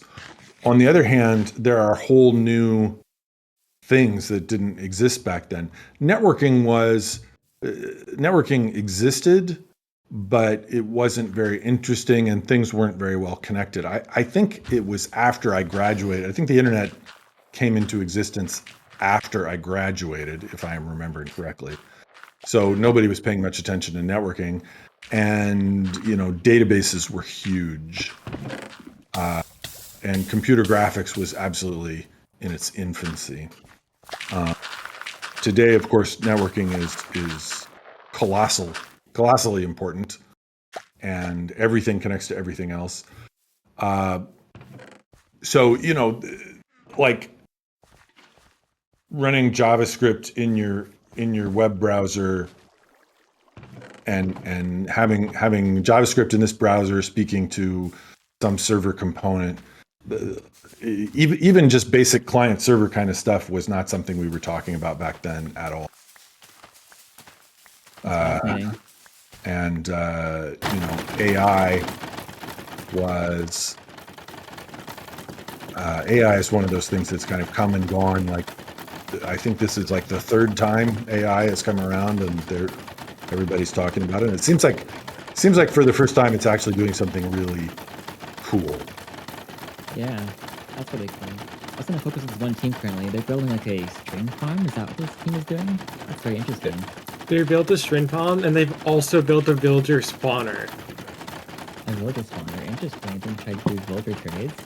Yeah, we got quite a technical redstone team on our hands over here. This looks pretty crazy. This looks pretty bad. Oh, they have a villager spawner. That's interesting. To further breed them? What are they doing with that? They just wanted to get more fisherman trades to trade string to them. Looks like they're collecting villagers, trading string to them to get emeralds. I'm not sure what they're going to do with those emeralds, though. No, that's interesting. And on a previous note, though, as a computer engineering student, I completely vouch for everything Technodad was saying about C++ and Java and a lot of compile languages are still very much the same as they were. It's just with the whole new benefit of the whole internet. Yeah. Interesting. The relative issues of computer power are kind of hilarious because I was lucky enough when I was in my late teens to get to work on a VAX 11780, which was a computer that was about 20 feet long, maybe it's like 4 feet high and 3 feet deep. I'm not sure what it cost. I think mid six figures, and it required special cooling. You had to have a great big room with special air conditioning just to run it, and it could not possibly compete in terms of computing power with my phone that I have now. My phone would blow that thing away. But it was like that was like the the big boy in the room. So, yeah, computing power, of course, has just gone insane in decade after decade after decade. Yeah, Yep.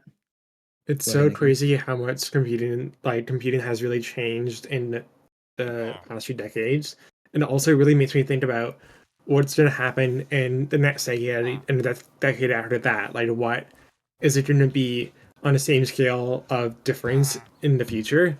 Are we going to see just a completely different world in just a couple of years? Yeah, it makes me think that the Apple Vision Pro just came out like I think yesterday or something. So I wonder how that will turn out. Yeah. You plan on using a Vision Pro, Techno Dad? Immerse yourself in some Minecraft world. They should add a Minecraft game for Vision Pro. That'd be crazy. I'm gonna be off topic here, but Get a conversation going. Can someone give me like a brief rundown of like what an individual block of redstone can do? I know people build circuits with collections of them. What does one stone do? Do you know how? You know how like computer binary has ones and zeros? Yes. Redstone sort of works in the same way, where it being a brighter red is like it's on, it's one, or it can be off. That's the foundation of it. And then a lot of circuits and redstone builds you made are sort of like computer logic, like AND gates, OR gates, and as complicated as it can get, people have made that in Minecraft. People have recreated like actual computers in Minecraft through basically just binary logic. In this case, this team right here is just turning it on and off and on and off again to abuse an exploit restraint that causes it to duplicate. So you like a single block of redstone might be an AND gate or something. Usually to make something like an AND gate, you need it's sort of like redstone wires are arranged in a way to make that gate.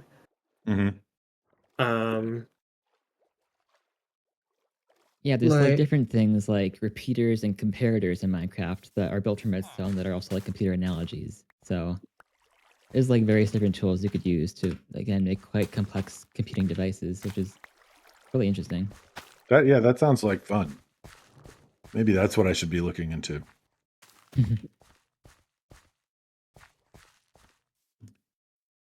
All right. Let's see what other teams are doing. Let's see. Which team's in the lead right now? Team 9. Let's see what Team 9 is doing.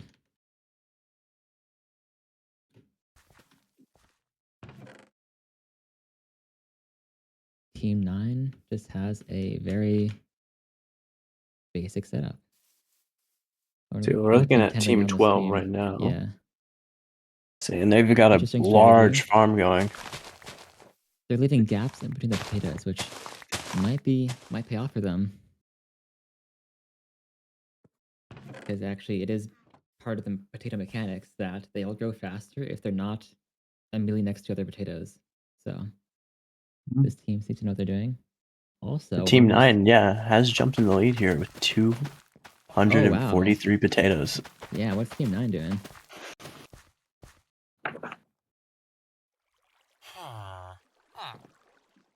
They're at a village? Interesting.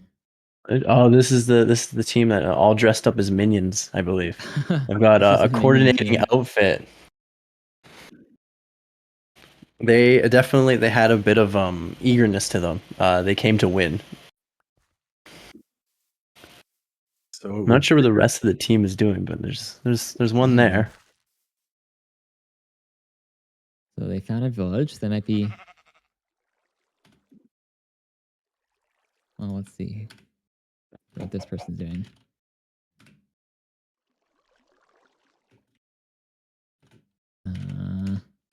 They're all TP. Oh, hold on.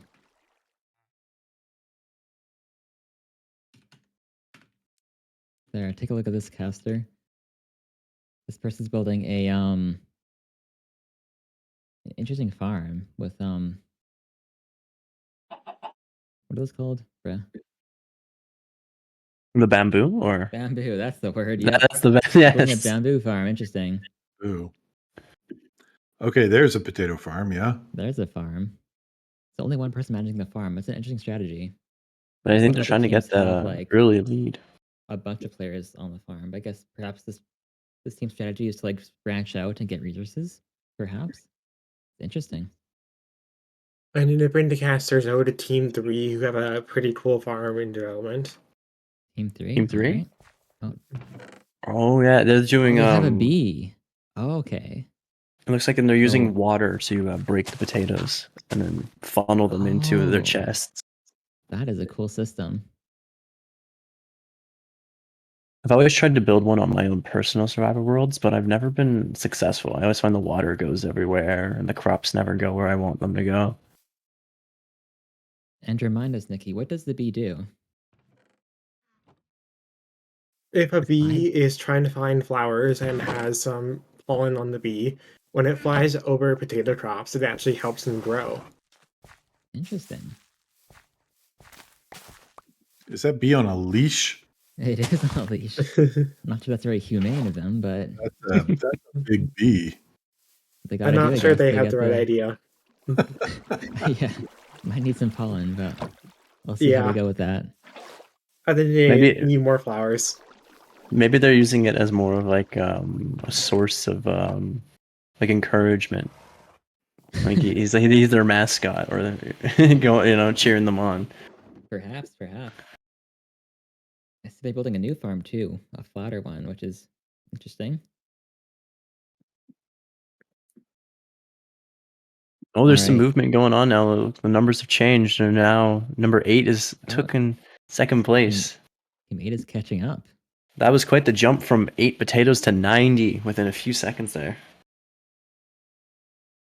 Let's see what they're doing. Oh, they have a lot of sugarcane. Oh, looks like they're doing Oh. some sort of, I don't know what that is over there. They have a lot of cocoa beans as well. Oh, that's what those are, yeah. They're probably using those as a source for the composters to get bone meal, because I think cocoa beans are one of the best sources of bone meal, if I recall correctly. And they've got iron armor on. They're ready to go. I think Although we this should team- explain to Dad what composters actually do. True. Yeah, please. Okay, I'll do it, I guess. So you can mine various organic blocks in the game, such as leaves or cocoa beans or bamboo. So they got a bunch of leaves in there. So you can put leaves into a composter, and that produces bone meal, quite paradoxically. So, and use bone meal to make the potatoes grow faster. So All right, so fertilizer. Yeah, it's fertilizer. fertilizer, good basically, it's fertilizer.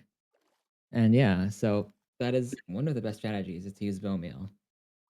I see this team is not spacing their potatoes out correctly, so they're not fully optimized, but it's a pretty good setup nonetheless. They're in first place right now, I think. So, yeah, we'll see how this plays out for them. Yeah, it's working. So didn't somebody had like, all right, so team 8 has 249 and it looks like second place is team 1 with 46. So does that mean there's nobody else has any more than 46 potatoes? So team 8's number just went way down. What is being counted? So that is their banked potatoes. So they can deposit their potatoes in the bank to increase their score, but they can also spend them, which takes it away from their score. So again, there's like a balance between spending your potatoes and saving them. So they must have they must have bought some item with their potatoes. And that's why they're now in third place.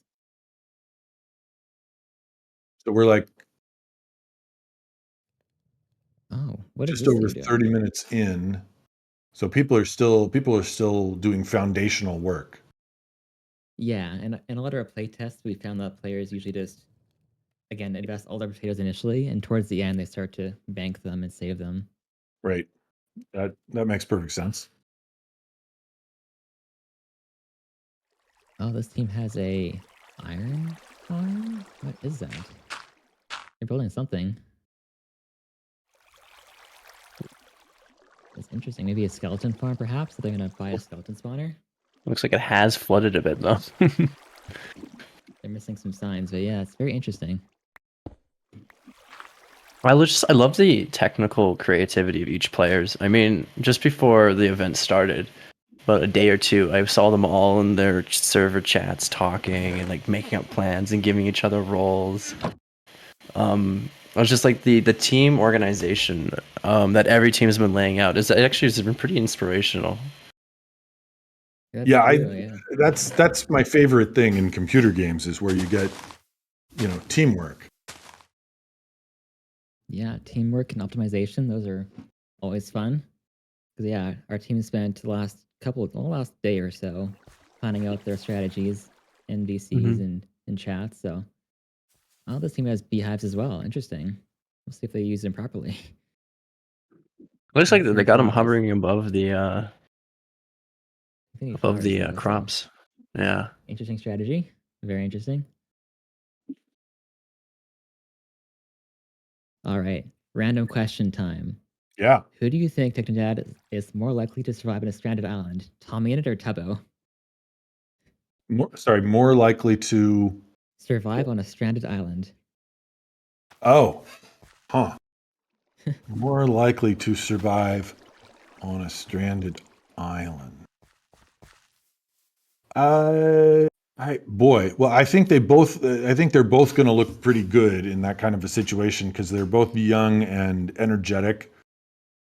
You know what I'm saying? They have a lot of effort to put into whatever they can put into it.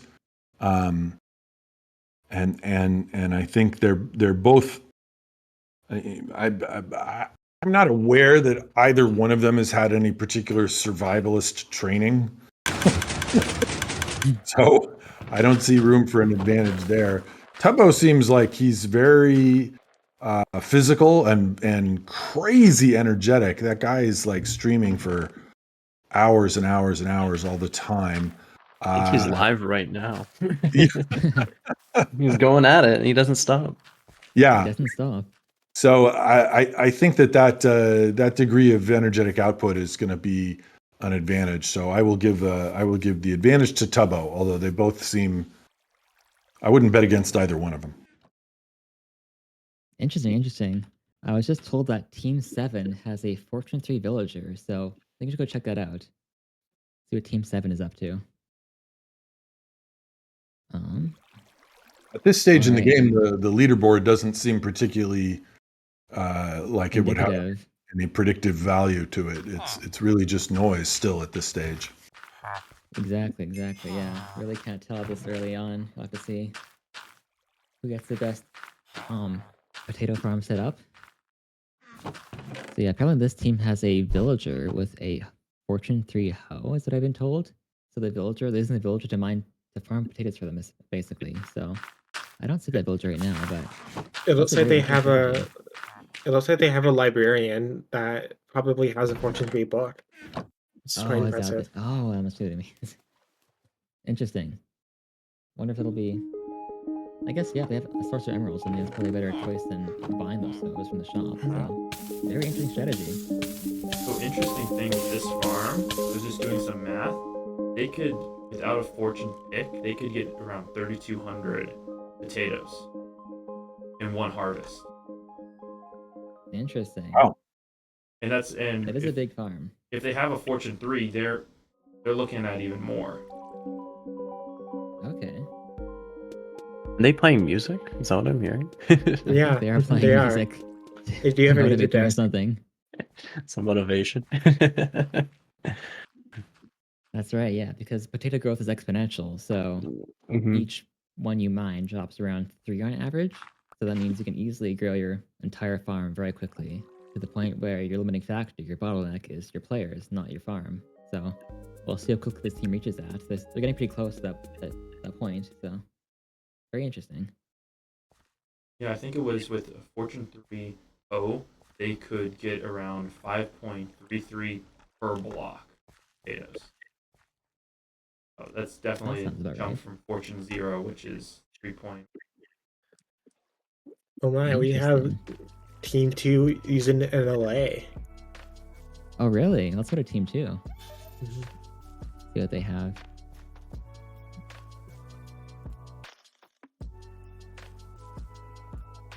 Where is this LA? Even if TP the caster, Nikki, there we go. Interesting. So, yeah, there's that little floating blue mob is an LA, and it uses. Oh, where'd it go? There is the Castrian pull back and forth. Who's pulling? I don't know. Get back to Team 2. And so yeah, they're that LA will pick up potatoes. We'll pick up potatoes for them. So that's also an interesting strategy, is to use the mobs to gather potatoes.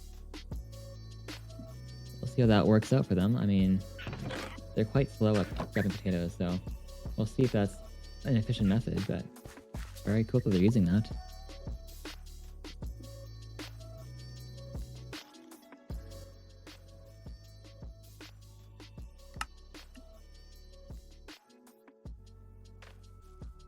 All right, so I know I've seen your Ahsoka YouTube video, Technodad, and I really enjoyed it. But I had to wonder, what is your favorite piece of Star Wars TV show, film? Like, what's your favorite? Gosh, I feel like the most accurate answer is not a very interesting one, which would be Empire Strikes Back. It's kind of what everybody picks. I like Luke Skywalker a lot. You know, I think he's a great hero. And honestly, if you sit down and think about it, he dismantled the Empire with the power of love. He didn't win with the Force. He won with his love for his father and to bring him back. And in so doing, that took down the Empire. That is pretty cool. Something really, yeah. That's you know, I mean, I love One Punch Man, right? But everything there is a goof. And I think, you know, if you think about lots of different heroes, a lot of times they won because of what? They won because they had the bigger muscles or whatever they had. But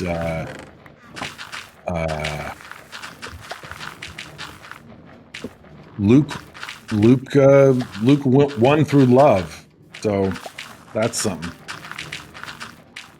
That's very true. I've never thought about it like that. That is a good way of answering it, though. Yeah. Because, like, Star Wars has always been the Force to me, and I was like, oh, he always had the Force, but I guess what made him learn the Force and have all of those, like, skills and, like, ambition was love, yeah. Yeah, I mean, it's like he fought Darth Vader in a lightsaber battle, but he didn't like the outcome wasn't that he won the lightsaber battle because he was better at lightsaber combat and better with the Force and was able to murder Darth Vader. Nope, that's not what happened. In fact, he abandoned the lightsaber battle completely at some point. Yeah, he threw his lightsaber aside. Yep.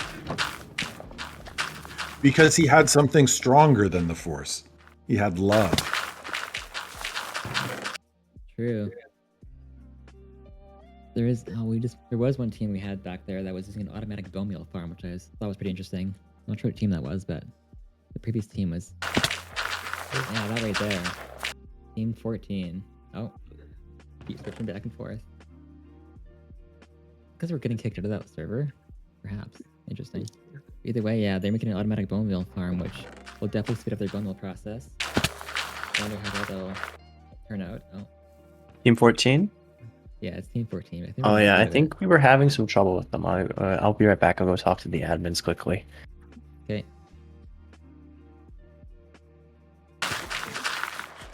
Yeah, there we go. They're also making a bone meal farm. That's very interesting. So yeah, this team has the strategy. They're spacing their potatoes out by 1 block each, which makes them grow faster. And they've also got a bone meal farm set up. So it looks like one player is bone mealing, one player is farming. and the rest are doing other stuff. Interesting. But yeah, so that system right there is using a boat, hoppers, and composters to get bone meal very quickly. Apparently, Team 9 has almost 600 potatoes. That's quite a bit. Yeah, they're really starting to. They're starting to bank their stuff, unless they're Yeah, investing they're in a big getting item. some But serious numbers. I think our most expensive item in the shop is 5,000 potatoes. So we'll Ooh. see if. What do you get for There's the 5,000 risk. potatoes? I think that's permanent flight. That allows your players to fly around the map instead of having to walk, which it seems quite useful. But who knows if it's worth 5,000? A risky investment, that's for sure. Oh, the minions are doing something. They have quite a small farm for how much The potatoes they interesting have. thing about Team 9 is I have not been able to find their farm unless it's way off on the end over here, but it's completely dark. Interesting. Okay, that is a small farm for the amount of potatoes they have.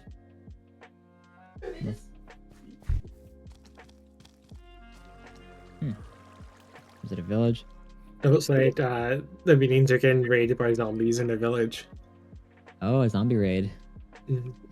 Oh. Uh-oh, one just died to a zombie. Yeah. Oh, that was Siami. Yeah. Uh-oh, he's trapped in a house now. That's funny. Oh no, they let their villager free. Their many villager people- escaped. How many people on a team? It is 11 or 12. Which is a good balance between team communication and also just getting lots of manpower. Oh, he's fighting the zombies. The villagers are running away from them. Oh, the man got it. Oh, they're trapping villagers. Interesting. It looks like it was the villager that had a looting 2 trade. Oh, interesting. So they may be using that for a skeleton spawner farm because skeletons drop bones that can be tied into bone meal, and bone meal in large quantities gets you more potatoes. Interesting. I wonder if that's worth their time though when they get to buy it from the shop. Very interesting. We'll see.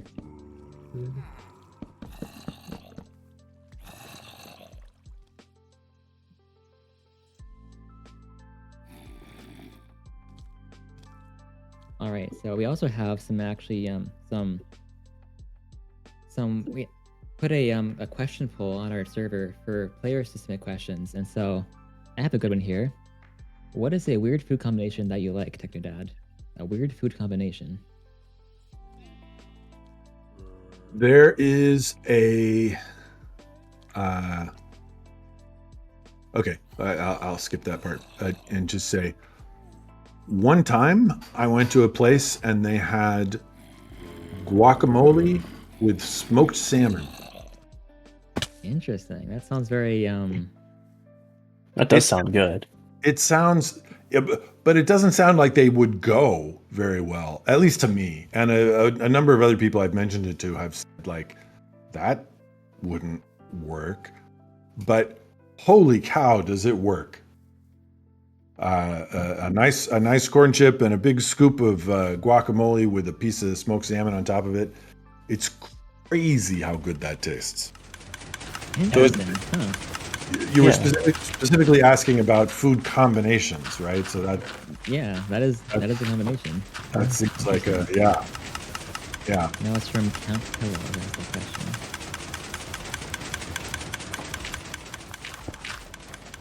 Here's a question from Cynthia. Is there any creative project that you want to work on? Or something you scrapped and never got to? A creative project. Well, I mean, despite being 61, I don't feel like anything. It's like the story is still going. My creative story is still going. And almost everything that I've ever thought of is still something that I feel like might be within reach. But scrapped, I mean, some of the stuff that I came up with like decades ago, I've kind of outgrown. So I guess those things are scrapped. I remember there was a story about, it took place, you know, in a post-apocalyptic California, and it was about a guy who there were, you know, he lived in the interior of the state and ran around as a loner, and maybe he had psychic powers as a result of whatever the apocalypse was. It was, you know, looking back on it, it was like, it's kind of juvenile. It had the feel of it, it's not very close, but the feel of it was kind of vaguely Twilight. So that's not really so much something that interests me these days. But I liked there was some value to the character and some of the situations I had for him, but not a lot. Huh. I'll just quickly point out that we have an event going on our server. So randomly there's challenges or events that happen. So right now we have handheld harvest, which doubles potato drops for 5 minutes. So by hand only though. So players have to use their hands to mine potatoes and it'll double drop. So we'll see if this changes up the scoreboard anyway. But yeah, they got 4 minutes left of that. But that question kind of segues us to the next thing I wanted to ask, which is, do you have any future plans for your Mr. Technodad YouTube channel? Any content ideas you wanted to do that you want to share, I guess? Oh, yeah. I have a really long list of things that I want to do. That maybe feel somewhat like the Ahsoka video felt, where I take a piece of pop culture and go deep into it as a vehicle for jokes and also appreciations. Like I made fun of the show pretty strongly, but I still enjoyed it. You know, I watched the show all the way through. I thought Ahsoka was a pretty great character. I thought Sabine was a pretty great character. I thought Balin Skull was an amazing character, and also what was his name, Ezra. Those characters were very cool. And I don't know them from the cartoons because I'm pretty much stick to the live action stuff. Everybody tells me I need to watch Rebels or whatever the particular show is. But there's other shows that I've really liked that I would love to spend a bunch of time talking about, but also kind of make fun of in a good-natured way. And I think, are you guys familiar with She-Ra and the Princesses of Power? Love that show. It's so good. It's so good. That show is so good. And the characters' names are so bad. Like, so bad. Yeah. Oh my Double gosh. Trouble. They're awful. Yeah. The names are just terrible. So I'd love to spend a bit of time talking about that show and talking about how much I love it and how much it's so values based, you know? It's so values based and so progressive in terms of accepting people for where they're coming from. And also it has these terrible names, and I'd love to talk about both of those things. I think that would be a funny juxtaposition. And I'm also I don't know how much a modern audience will be into this, but I'm also kind of interested in historical aspects of pop culture. There's a thing I want to do where I talk about so there was a really huge shift in the role of women in American society between, let's say, 1960 and 1980. It was an enormous shift. And so I have a piece I kind of tentatively call something like America's anxiety about the changing role of women as seen through the lens of 1970s sitcoms. Because there's a few different 1970s sitcoms that I grew up watching that are still serialized that are really very much about like, wait, what's a woman's job again? Is it in the kitchen, or is she actually more powerful than the man? Is she actually more important than the husband, or is she more domestic, or what is that? These were questions that were bubbling underneath the surface of TV shows like I Dream of Jeannie, for example. It's a silly show in a lot of ways, but it's like the specific way that it was set up, I think, is kind of revealing something that was happening in America's collective unconscious, if you will. How's that for pretentious? No, I think it's an interesting topic, though. I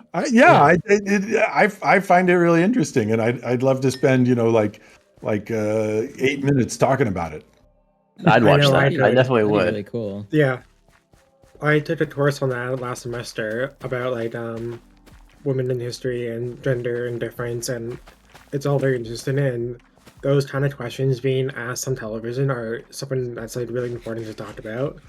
And I hope television and media continue to challenge people's ideas of different groups in society. Yeah. Most of the places that I hang out online are pretty, progressive. And there's one place I check into sometime that's kind of appallingly conservative, and it's because it's good to be exposed to other viewpoints, but it's interesting. I don't go there that much anymore, but it's interesting to see just how insanely upset some people get over there's one gay character in the show now, or there's there was a lot of people. I was like, I had a really, that Buzz Lightyear movie. Yeah. Right. Yeah. I saw just a huge amount of hand-wringing in conservative circles over the Buzz Lightyear movie, and it's like, you hear them say all the time, the phrase that they use. I do not endorse this phrase. The phrase is pushing the LGBTQ agenda on America. Oh, yeah. And it's like, so they were so strident about it that I developed kind of an idea of what that movie was like. And then when I finally saw it, it's like, that's it. There's one gay character who has speaking lines, and their gayness doesn't come up at all and has nothing to do with the main plot, and is kind of just barely even there in the background. And it's like, that's what people were so upset about? Yeah, from what I remember, it was just one gay kiss in the movie, and it was never brought up again, never talked about. It was just in the background of one scene in one part of the movie. Yeah. And there was so much backlash for it that this didn't make any sense. Yeah. Another thing too is people were complaining about the Disney fairy tale movies being changed. Like The Little Mermaid recently is being hated on for that. And it's interesting because those stories were initially folktales, and folktales changed throughout history to match the norms of the time. So the fact that people are not upset by those things is really fascinating, because that is, again, an inherent part of folktales, that they change with the social norms of the time. So yeah. It was wild to me. It's like so much hand-wringing about the difference between the cartoon Little Mermaid and the live-action Little Mermaid, both of which take place in the Caribbean.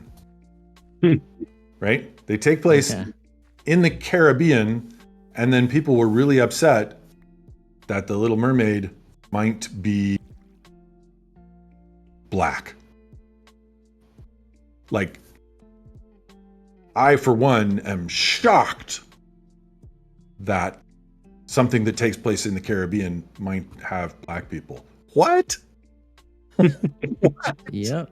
I can't make sense out of that. I can't make sense out of that. Sorry, I'm getting a little bit political. I probably shouldn't do that. No, it's interesting. I mean, This is Yeah. a universe audience, so this is right We up have your like we have so- an audience that's definitely open to like discussing these kind of things, and many of even I'm sure have like discussed these subjects in courses in school. So, or even if not, like it's things that can be discussed between social groups as well. Yeah. Yeah. It's important to discuss these things. So quickly, we're gonna quickly segue into our potato experts, the casters. We're gonna give a quick rundown on the current team's progress. So we're gonna quickly let them take over and give us an update. So, you want to take over, guys? Go ahead. Oh yeah, I'm Shadow Pigeon. Right here.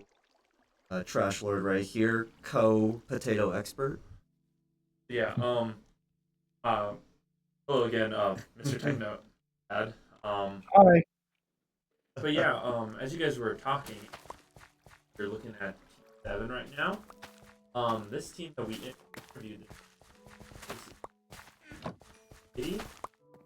they mentioned a lot of Sun Tzu, The Art of War quotes. I just had a question. Is your family big on the Sun Tzu Art of War, or is that like something spur of the moment quotes were being dropped in videos? Well, it's interesting. Is there's a number of things where, like, so my son and I were very close. Like a lot of times, there was just the two of us living in the same house, and we had a very close relationship. And there were a few different places where he got really into something that I had been really into at some point in my life, and I couldn't help but wonder, did that get transmitted from me to him, or did he just happen to get interested in the same thing that I had been interested in when I was younger? And I don't actually know, because so like people ask all the time about Techno spent a ton of time talking about Greek mythology, and I'm, you know, my mother was Greek, and I was always very interested in Greek mythology, and that sort of suggests that I did some introduction to Greek mythology with him and talked to him about the myths a lot, and I don't remember that happened. He just got there. I was super into Greek mythology, and then one day he was super into Greek mythology, and we'd talk about it. But did I teach him that? Likewise, I did when I was a young adult. I put an enormous amount of effort into the study of martial arts, Aikido specifically, but lots of other things as well, including Chinese stuff, and also the history of the literature of it, if you will, which included reading Sun Tzu and the Book of Five Rings and things like that. But I never like there was never a moment where I said, "Son, you have become old enough now that I believe you are worthy to read this book. Here is my treasured copy of The Art of War that I've annotated with," you know, that's you would think something like that happened, but it kind of didn't. So I don't know. It's actually a mystery to me. Is that just a total coincidence that happened a few times, or was there something actually there? I don't know. I was a big history buff throughout my life. I took a Greek mythology course, and I was always like, when I was watching the videos, I'm like, that's crazy that I guess people in college are just history buffs all the time, and I was just so funny. I'm gonna be honest, I think it's just life's weirdest myth. I know that's with me and my dad. My dad wasn't really a picture that much, but we both loved the mom said. That's all you like every morning, Sunday morning, I'm watching the three. Like your dad would do the and just one of life's mysteries. Who knows? Yeah, yeah. Just to go into some potato expertise over here, you give me a rundown pitch what this team exactly is doing. Yeah, so I have to teach for but yeah, this team that we is currently harvesting a lot of wood, and they're turning them into bone meal. And that bone meal, they're just farming these crops. That's why they're so. But they are currently in third place. Not doing it as fast as. Now tell me this: it's raining. Do you think this gives this team a slight advantage that are No. raining? No. Explain why. If you just look at the farms that these team built, there's no light. I mean, it's the light level there is probably in the fields. It's at 7, 8, so you're not going to get any. It doesn't need light. Yeah. I got another question. Dad. Yeah. So I lost my train of thought for a second. Oops. Well, let me chime in with my own question. You've been seeing various teams going about and seeing their strategies. Who do you think so far who are you most impressed with? Who do you think has that edge over the other team? Well, I mean, it looks like Nine is doing some quite sophisticated and clever things that have the folks who have the late bloomers, the strategies that come to fruition later rather than earlier. Sometimes are the big winners when everything is all said and done. So it seems like Team 9 might be in that zone, but Team 7 is also doing an extraordinary job right now. So I don't know that I know enough about the subtleties of growing potatoes to really make a solid prediction. Yeah. Given just how much it's possible to like defer your potato gratification in this game, it kind of feels like it's still there still could be things bubbling under the surface that we don't know about yet. Good heavens, somebody has built something gigantic. And this is kind of where I want to chime in, because Team 7's just farm looks fantastic. It looks just massive. I don't even understand, like, I've played Minecraft with my buddies. We can never coordinate anything like this. We're either arguing on where our beds should be. So, me trying to fathom how well coordinated all these are is... Yeah, this interesting thing about teamwork, right, is sometimes where if you can get everybody on the same plan, then just the mere fact that everyone's on the same plan trumps the question of having the best plan, or optimizing. Optimization is critically important when it's just you, because the issue of teamwork is not even at play. But arguing over exactly which approach is going to be a little better than which other approach is really not as important as getting everyone all pulling the cart in the same direction. I didn't agree more. I thought of one of the questions Potato Field reminded me of. There was a time where son had to miss a few hours of harvesting to take you to an appointment or get pills. Did he mention that to you, or was that kind of just like his comment afterward? He didn't mention it at the time. He just, and of course we've all heard since the thing about I want him to at least hesitate. But I just for whatever reason, I knew he was working on potato stuff, but I don't know that it fully had penetrated into my thinking yet, that it was something he was doing 11 hours a day 7 days a week at that point. And so when I was out somewhere and I realized that I was not going to be able to get to the pharmacy before it closed, it's like, well, I'll just get Alex to do it for me. You know, he can do that. And so that worked out well. I got my meds because I was out. And, you know, the pharmacy is pretty close to where we live. So I wasn't too worried about the walk. And he wasn't too worried about it either. And afterwards he said to me, I was a little surprised at how much walking was needed to get to somewhere that wasn't that far away. But, you know, I had been working on him to try to get him to get his driver's license. And he actually got to the point of getting his permit at some point, but you know, you can make an appointment at the DMV for your kids, but you can't actually get them to show up if they don't want to. So I used that event to say, like, you know, that's terrible that you had to do all that walking. If only there was, like, you know, some kind of machine that we had at home that you could, like, get into the machine and it would, like, convey you to some other location. So that would have happened much more quickly. It's too bad that we don't have anything like that.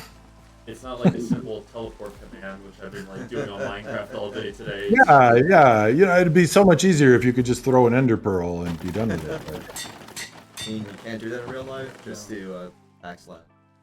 Yeah. Well, but as we've been talking, you said in your stuff, wow. What is that? Oh, and here machine comes right the there. phantoms. And Team 9 has, like, disappeared from the leaderboard. So what are they planning? That's one of the scary things. Like, you'll have a team go all the way up into those here and then, and then all the teams are wondering, where did they go? What are they doing? Alright, so while you guys have been discussing that, I went to every team and found a bunch of interesting things they've been doing. So let me just show those off. Hold on. So let's go to... I'll just teleport the camera. That team. Okay, so... TP... Here. Alright, so this is team 2. And what they have is a very interesting alley farm. They have a note block here, powered by 2 observers. Exactly, and they just mined it, but using the note block to direct the alley towards the hopper, and it fed the hopper with potatoes like this. Very interesting. I don't know how effective farms went. I mean, they have half a farm that's probably around 500 potato blocks that they can actively mine, but Team 7's... Yeah, and also Team 2 is using cats to scare the phantoms, which is another very interesting strategy. They must have got cats in the village or something, and they're like a phantom defense. I think we should explain to Technoblade what an LA is. LA is a more recent Minecraft mod that sort of looks like a little blue angel that flies around. You can make it, you can decide what item you want it to pick up. It'll collect those items and try to bring it to your player. It can also bring that items to a source of music. So in this case, they're using a note block to direct the ally carrying all their items to the block. It's the cute little blue angel you see flying around right now. What was the mob vote All that? right. LA. I remember there was that mob vote. Oh yeah? Yeah. All right, next I want to show off Team 4. So what Team 4 has right here is a quite massive potato farm, but they're using bees actually to speed up the process. So they're actually using bees properly. They're pollinating the bees with flowers, and the bees are speeding up potato growth. So that's why like an they have- effective use of that strategy. Yeah, that is. Yeah. Farm is pretty That's pretty creative. massive, but I do see a lot of areas where they do not have. Yeah, they are missing water, and also they're not spacing out their potatoes properly. So that's definitely impacting them. I found out that spacing the potatoes doesn't really matter if you have light source. Did a lot of tests. There's one of those weird things. I know some are still doing the spacing. I just find where it's very instant. Use those super long lengths. Yeah, it's not about light, but if potatoes have other potatoes diagonal to them, then it does actually slow down. Oh, Shop 3 is opened right now, so that means players can get some very cool items from Shop 3, including Permanent Flight, a powerful Netherite Hoe, and also, what else? What else in Shop 3? They can get Skeleton permanent spawners. Speed. Skeleton spawners are, I think Shop 2. Alright, so it's Yeah, gonna Shop start 2. picking up, hey? So it might start picking up now that they can get some very powerful items. Protect Okay, next I want to show off Team 6. Let me teleport to Team 6. Could have any Yo. superpower, would it be? If I could have any superpower. I mean, what pops into my head right away is immortality. I want to be Vandal Savage. Would it be like that immortality where you're like, nail has to follow you, and if this catches you, that's when you die, or is it, you can choose when you want immortality gone, or you're immortal forever? Yeah. Oh. I would. I don't want the snail version. What I was gonna quickly Although say. it would probably be important to have some kind of expiration in there, because otherwise at some point you're gonna exist in a universe that consists only of black holes and you. Gonna be taking a nice little trip around the black hole several times for the rest of your life. Yeah. Yeah, so I want to show off Team 6 really quickly. So this is my team, the UA team, and they have a multi-layered farm right now. That's very interesting. And as well, if you see on the sides of the farm, they have these shovels on the dirt to make path blocks.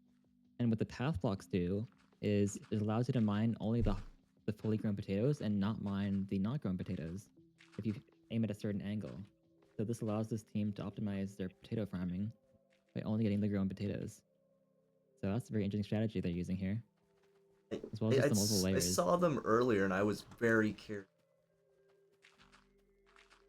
what their thought process was on why they did this strategy. It's really cool. Just really unique. I do wonder though, they've got all these potatoes. Are they keeping?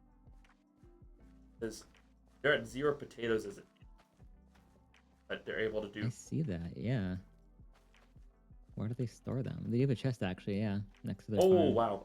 wow! Yep. If we were to get the cam down towards sides by all the chests, we could see that they have a chest out. I want to say 35 stacks of potatoes. Oh, so they're gonna That's come in about at the 2,500 last minute. potatoes. We It's about uncovered 2,500 their potatoes, secret which is not rats. that much. So I do have a question for Devin. Will it Yeah. announce fall harvest happens?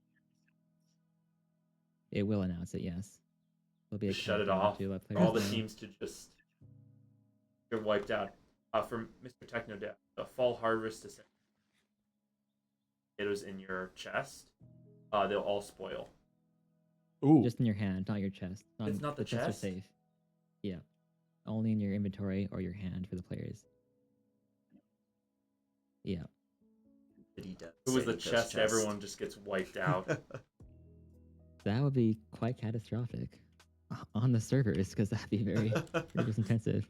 That's your potato famine right there. Yeah. I see. What team is this? I'm going to teleport you down to Team 8. And what Team 8 has is a salmon spawner. So this structure here, it spawns salmon, and then they just die, and they collect the bone meal.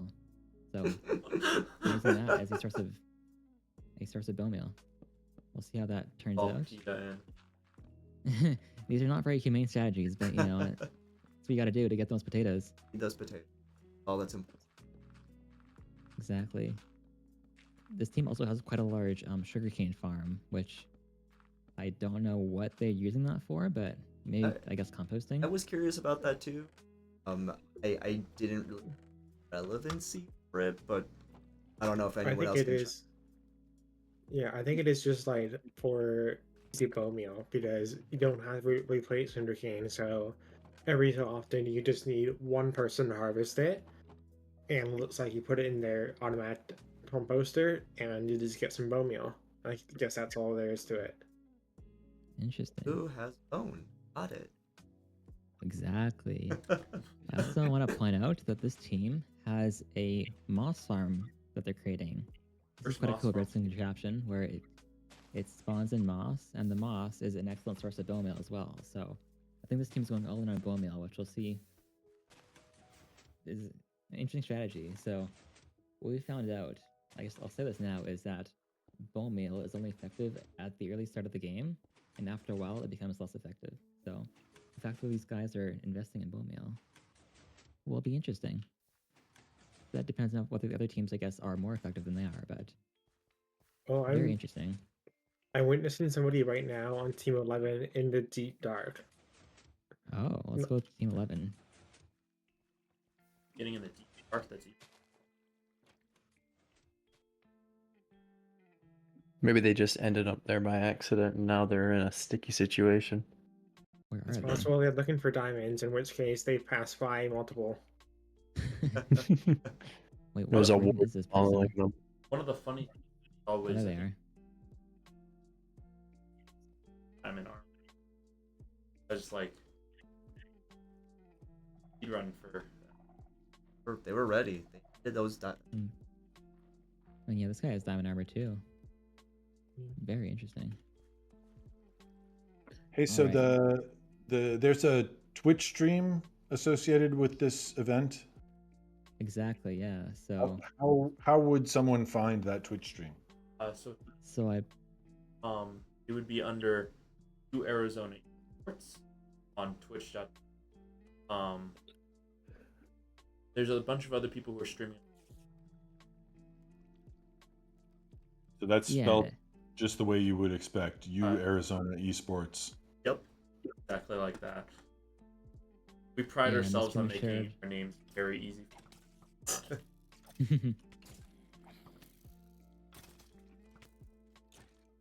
Yeah, this team is shared on the Technodad and Technoblade Discord servers, as well as all of our various partner clubs. So,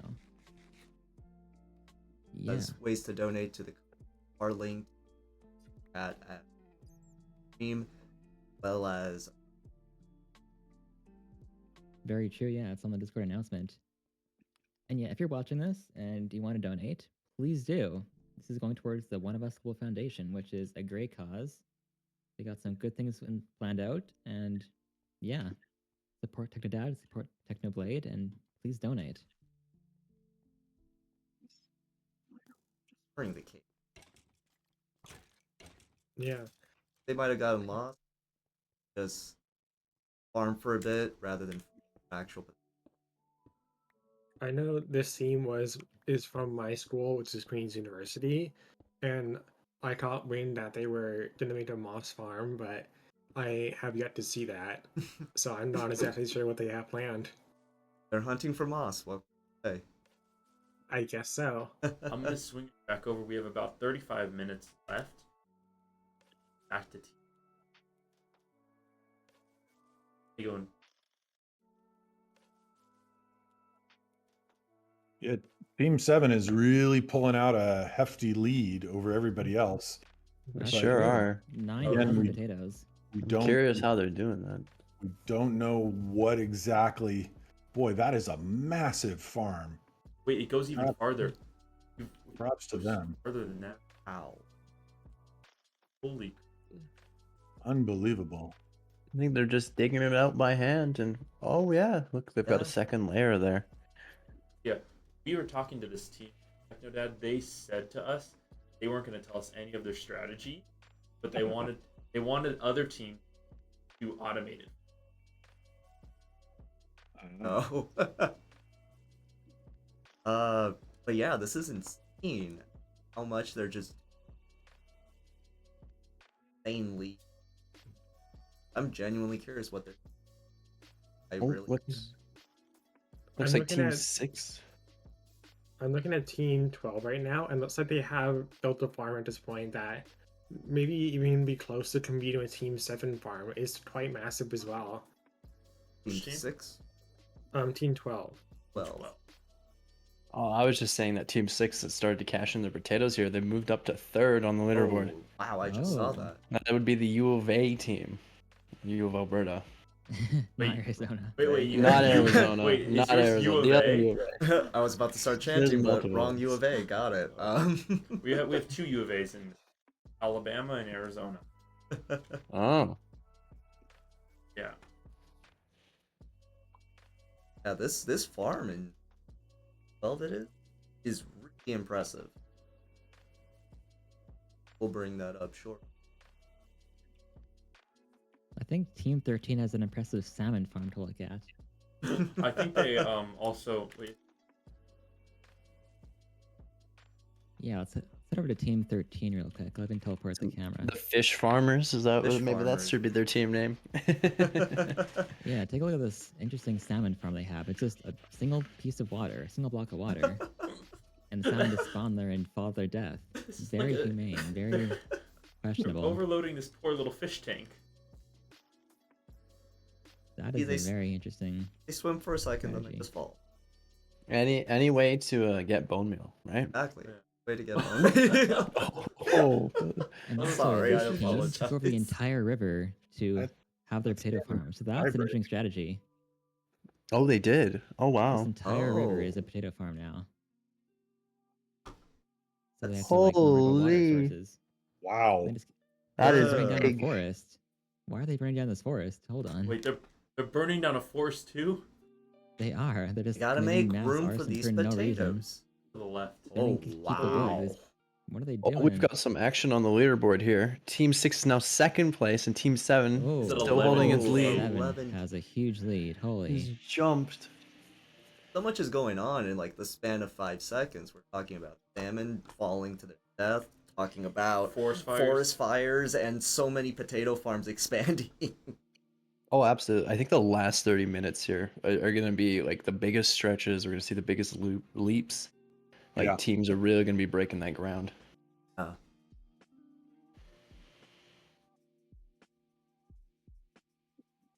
Techno. Yes. If today you were to completely like do a whole different field, like you were our age and you went to college, what that you had your experience in life and got to see a lot of This is like in a scenario where I'm going back to college as me, or I'm getting a do-over and I'm 20 years old again. you get a do-over, but you get to keep all the wisdom.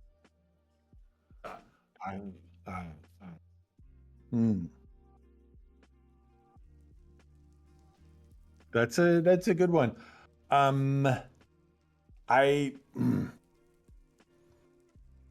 mean, my first thought was kind of something like screenwriting, but I don't know that I really need a degree to get what I want out of that. I think like we're right on the cusp of some crazy AI revolution, and that's gonna be huge, and it's already huge. In fact, I asked ChatGPT to tell me about how big the AI revolution is going to be. Not actually, but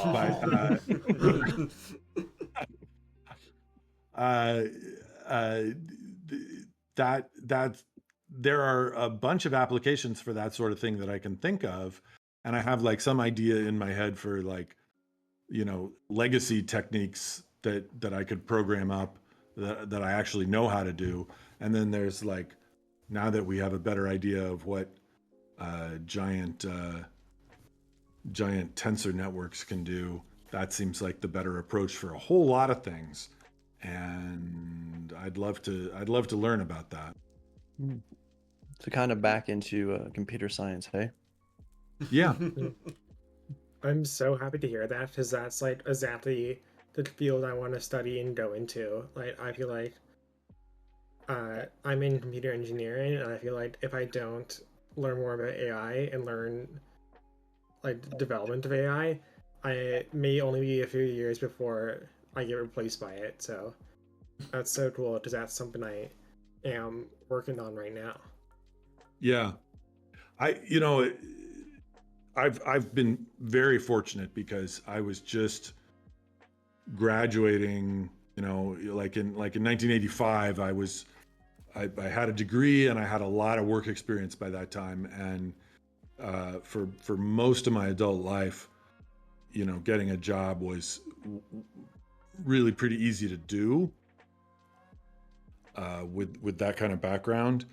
But and it looks like that's still a very viable approach, but the up and coming thing now is things like TensorFlow and Keras and all those various frameworks and what they can do, and learning how to build a good training set, supervised learning, unsupervised learning, how you use these frameworks and train them, because there's a lot of art to it. There's a lot of art to it, and probably, okay, well, never trust someone my age saying always will be, but maybe there always will be quite an art to that. Well, I must ask, are you a sport? I mean, esports, I guess, but no, my whole life I have just not at all been interested in basketball, football, baseball, hockey. Those things kind of just don't do it for me. I don't know why. Everyone around me has always been like, touchdown! How about video games, Technodad? Do you play any video games in your free time? Over the course of my life, I've spent an appalling amount of time playing video games, literally going back to Pong, Joust, coin-op games back in the day, Unreal when it first came out in the late 90s. Then what else? I played something called Crossfire. I don't know if anybody's heard that. It's a first-person shooter, free-to-play out of Korea. I played that a bunch. Was reasonably good at it. I ended up getting a lot into free-to-play games because Alex didn't have any money, and so he would get into free-to-play games.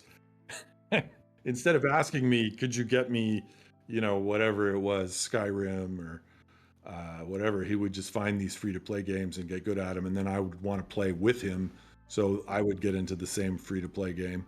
And then the big one for me for a long time was Team Fortress 2. Classic. I was massively into Team Fortress 2. And in the last couple of weeks, Cities Skylines. The second one or the first one? The first one, now that it's been out for, 8 years, it looks like they're right about at the point where they fixed enough bugs that it's playable. I loved City. Just wanted to back in, watch stuff. Yeah. Plus, I love adulation, and people are always like, "Oh, Mayor, this city you've made is amazing." And then you have one of the things pop up is like, "Here, we do not have good health care," and you're like, "You live right next to a hospital." Yeah. I'm wrestling with some of that right now, because there's always like about 10 or 12 bodies waiting to be picked up in my city right now. And it's like, oh, I got cemeteries, I got crematoriums, the health is really high. Why is that happening? I don't know. One of the best things I do when I play is, like, if I do a cemetery, when it fills up, I destroy it and then place the cemetery right back in. It just resets the counter. Yeah. It's just wrong. You got... that's what I've certainly done that with landfill, and I'm working on getting rid of my last couple of cemeteries right now. In your opinion, what is the game? Yeah, it's gotta be Minecraft, doesn't it? Well, Let's for go. you, not for like the world. Just It for you. has to be Minecraft, because if you put any other video game up for like flexibility, for broad appeal, for like outlets for creativity, because people can like City Skylines, for example, gives you the opportunity to exercise these design skills and construct something vast and wondrous. You can do that in Minecraft. Or you can get into like circuit design with Redstone, or you can get into PvP, which, there's all kinds of games that like the PvP is good, but nothing else is good. Minecraft's got that too. Minecraft has everything. It's crazy, expandable, customizable, and you can make whatever game you want to make in Minecraft, or just play it straight. So, has any other game done that? I mean, Roblox? I don't know. But Roblox has all issues. Minecraft is just always been a Like, I couldn't agree really more. It's 'cause you see other games that relate this similarities to it. So like Us has that crafting. It just doesn't quite nail approachability. Minecraft, it's literally anyone can play it. Even like when I first started, I didn't start until I was about 18, 19 playing the game. Just me and my buddies, and we were having a good time. And how the game just keeps ending. Like, I'll stop playing for about a year or two, come back, and then new things are added. I'm relearning the game in a whole new. Now there's like 8 different updates that I missed, and they all feel good, and they all feel fun and with and yeah. When the Wii, it brought fans, like you had older generation parents that had the NESs or have kids who starting to get electronic, but it brought it together because I feel Minecraft, bare bones Minecraft, a lot of families were played. I think a lot of fun. It's though you're on the screen, you're essentially still interacting in. Right. I definitely agree. Yeah, you're engaged, right? It's like as much as I love Team Fortress 2, I've never had great luck getting people to play like the team aspect of it so much. And it's really, I mean, certainly I love being a pyro and blowing someone off the edge of a cliff. I mean, that's a great joy. Or having sticky bombs all over that somebody runs into the middle of, and they go kaboom. Or that perfectly placed level 3 sentry that the entire other team can't dislodge. Those things are all fun, but the sheer amount of engagement with the environment, Minecraft is just absolutely it. almost near 20 minutes left, and quick look at the leaderboard. And what just happened? Wow, a big jump. But I mean, Team 6. Team 6 is making a steady comeback, but needs to Oh, they stop. also just had a huge jump. Yeah, they were at 5,000 just a second ago. They're at 7,000. They're at 7. They're let's close see to their chest 8,000. there. They just emptied their chest by the looks of it, so we'll see if that's enough to. I don't know. Team 6 might be a hot contender for first place, right behind number 7. Yeah. Yeah, I mean, Team 7 started showing their strength early on, and it looks like they've really been showing their hand kind of from early. Like, look at us, we've got the big numbers, whereas other teams like 6 have maybe been playing it a little more coy. So we still don't know. We still don't. But it's yeah, know the end. The one Anybody's thing game. Stream cannot it's see anybody's game exactly. that every time we go into Team 7's chat, they send a lowercase o and slash a symbol? slash, Yeah. basically just waving at us every time. A new event has started, which Uh, is Time Warp. What is So that Time means Warp? potatoes will grow twice as fast let's- for the next 5 minutes. Let's do the time warp again. Ooh, Oh, that's a good song. I understood that one. All right, so time warp's about to happen. Do you think it's going to be a good opportunity for other teams that are falling behind catch up to 7, or do you think full advantage of it and skyrocket or launch themselves ahead? I don't know. We're getting movement right off the bat here, though. I'm not sure if Team 7 can Team actually 7. keep up with the growth now, because they only have so many players, and if Well, growth is doubled, they 24,000 might not be able to keep really up with nice. it. So I think Team 6 with that more condensed farm, or like Team 14, they might really get that lead and like really start to catch up. It looks Yeah, like I mean- Team 11 is attempting to make a pretty complicated moss farm using stone generators. they got Do you 10 think? minutes left for that. Do you think it's still late in the game for that, or do you think maybe that will give them the edge and advantage to really push them into the leaderboard?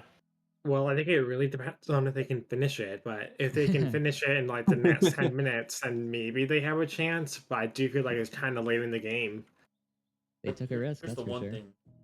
I was doing prep to get some. Did an automated one person. Max I was able to get in 30 seconds was around like 200. Now if they can realistically get maybe 3,000, but they just don't have to go after 7 while Team 7 is still steadily going. So do you think like the number 3 are going to be 7, 6, and 14? We're really going to be battling it out within the next 17 minutes here?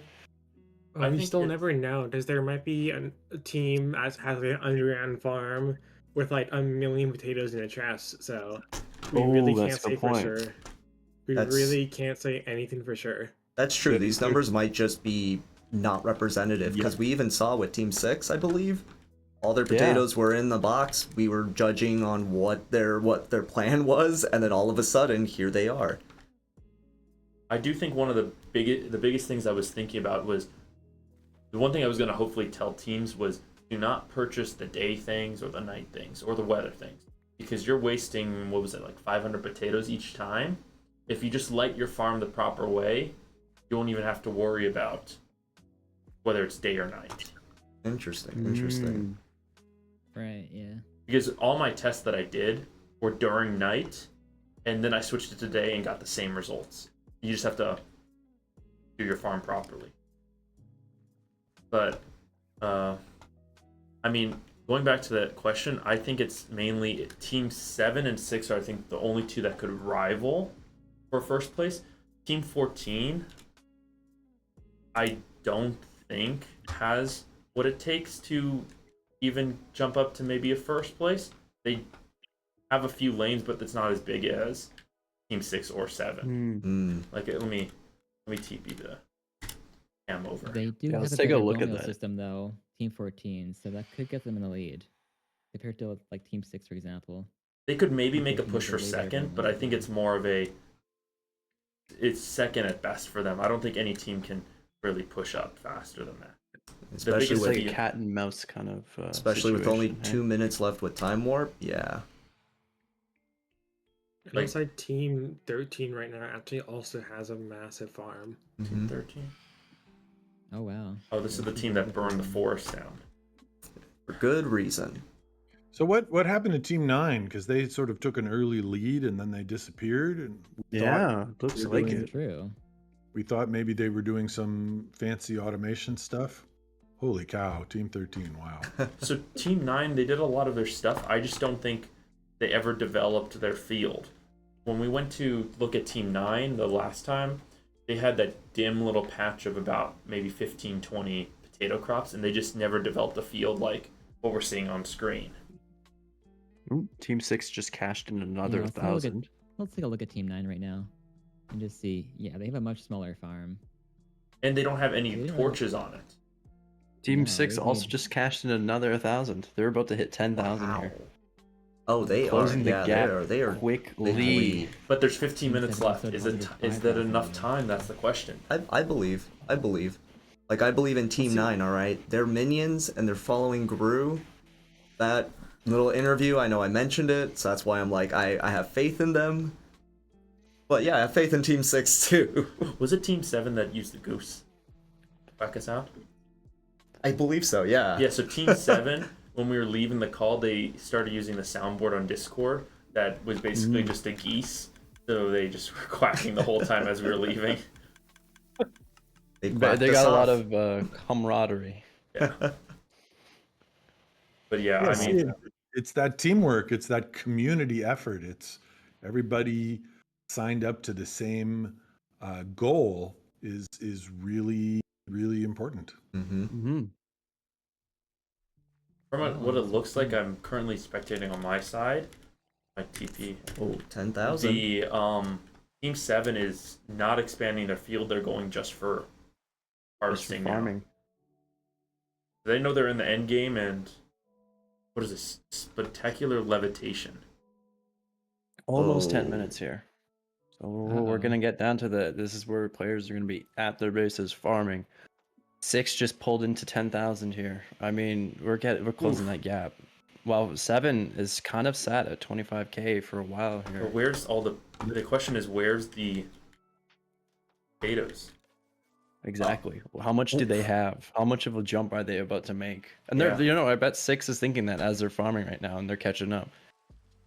I'm sneaking into each of the team's chests to see if they have what their hidden tech is. I mean, personally, I love a good underdog story. So I mean, that would be amazing if someone could come up at the last second. Oh, there was a big cash. There we go. 28k. 28,000 and 12,000 now. I mean, cutting in close. Also, reminder, donate to the charity. If I want to donate, where can I go donate? Oh, I would check the Twitch chat maybe, or the Discord servers, the various servers that this announcement's found on. There's so many ways to donate. We have a Tiltify page, and you can donate any amount, above $10, I think. And yeah, it goes to a great cause. And also at this point, I want to remind everyone that this event is sponsored by Apex Hosting, who has graciously provided us with many servers to host this event at this scale. So definitely check out Apex Hosting if you want to get a server of your own or a group of servers. They have some good discounts going on right now, so definitely check out their website.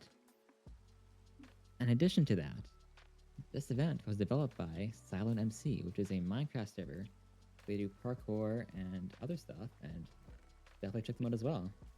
We'll be shooting them out at the end of this event, so definitely check our Discord server for that.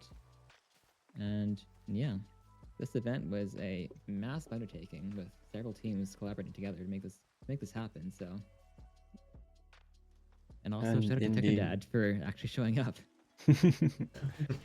We do appreciate it. We do appreciate it. And to Pixie for all our hard work. Also, shout out to Thank you Pixie. guys. Thank you guys for doing this for the benefit of the One of Us Foundation. We're very pleased and grateful for your contribution, and for those out in the audience who chose to give or donate, we are also very thankful. And I want to throw out one other thing that I would really like to encourage young people to consider doing, because it can have a disproportionate effect, more than you might think. Could everyone out there, everybody out there listening, could I ask you to please vote? Please vote. The people my age come out in really high proportions, and people college age come out in really low numbers, which means we end up getting policies that are old and conservative, and not as much looking to the future as we would like them to. So remember that the that your values, your personal values, end up being reflected in government policy in the aggregate. I know it's very diffuse connection, so it's hard to feel like it's important sometimes. But believe me, if Taylor Swift told you to do it, then you should do it. You know, I definitely will be. Yeah. Taylor Does this Swift. apply to the American viewers or the Canadian viewers, or just both? It's just everyone in general, I think. Both, I'd Yeah. hope, Everyone, yeah. please. Yeah. I think if Taylor I Swift mean- ran for president, I think Taylor Swift would win for presidency. Yeah. She has that following. We all share this earth, right? Yep. So we should all take care of it. Yeah. Moral of the story: it- vote Taylor Swift. Yes. It's always kind of funny for me because I'm just barely clear on who she is enough to be able to use her name reasonably without, but I don't really know who she is that much. I think she's the person who's dating that super really good football player. I think that's what made her popular. Yes. He's Yep. dating a football player. Yes. But you Travis know, Kelce. I was thrilled when I heard that she was telling people to vote, because telling young people to vote particularly. And yes, not just Canadians and not just Americans and not even just people in the English speaking world, but I am very much hoping to see very good voter turnout from young folks, because again, we want policies that are looking forward, not policies that are looking backwards.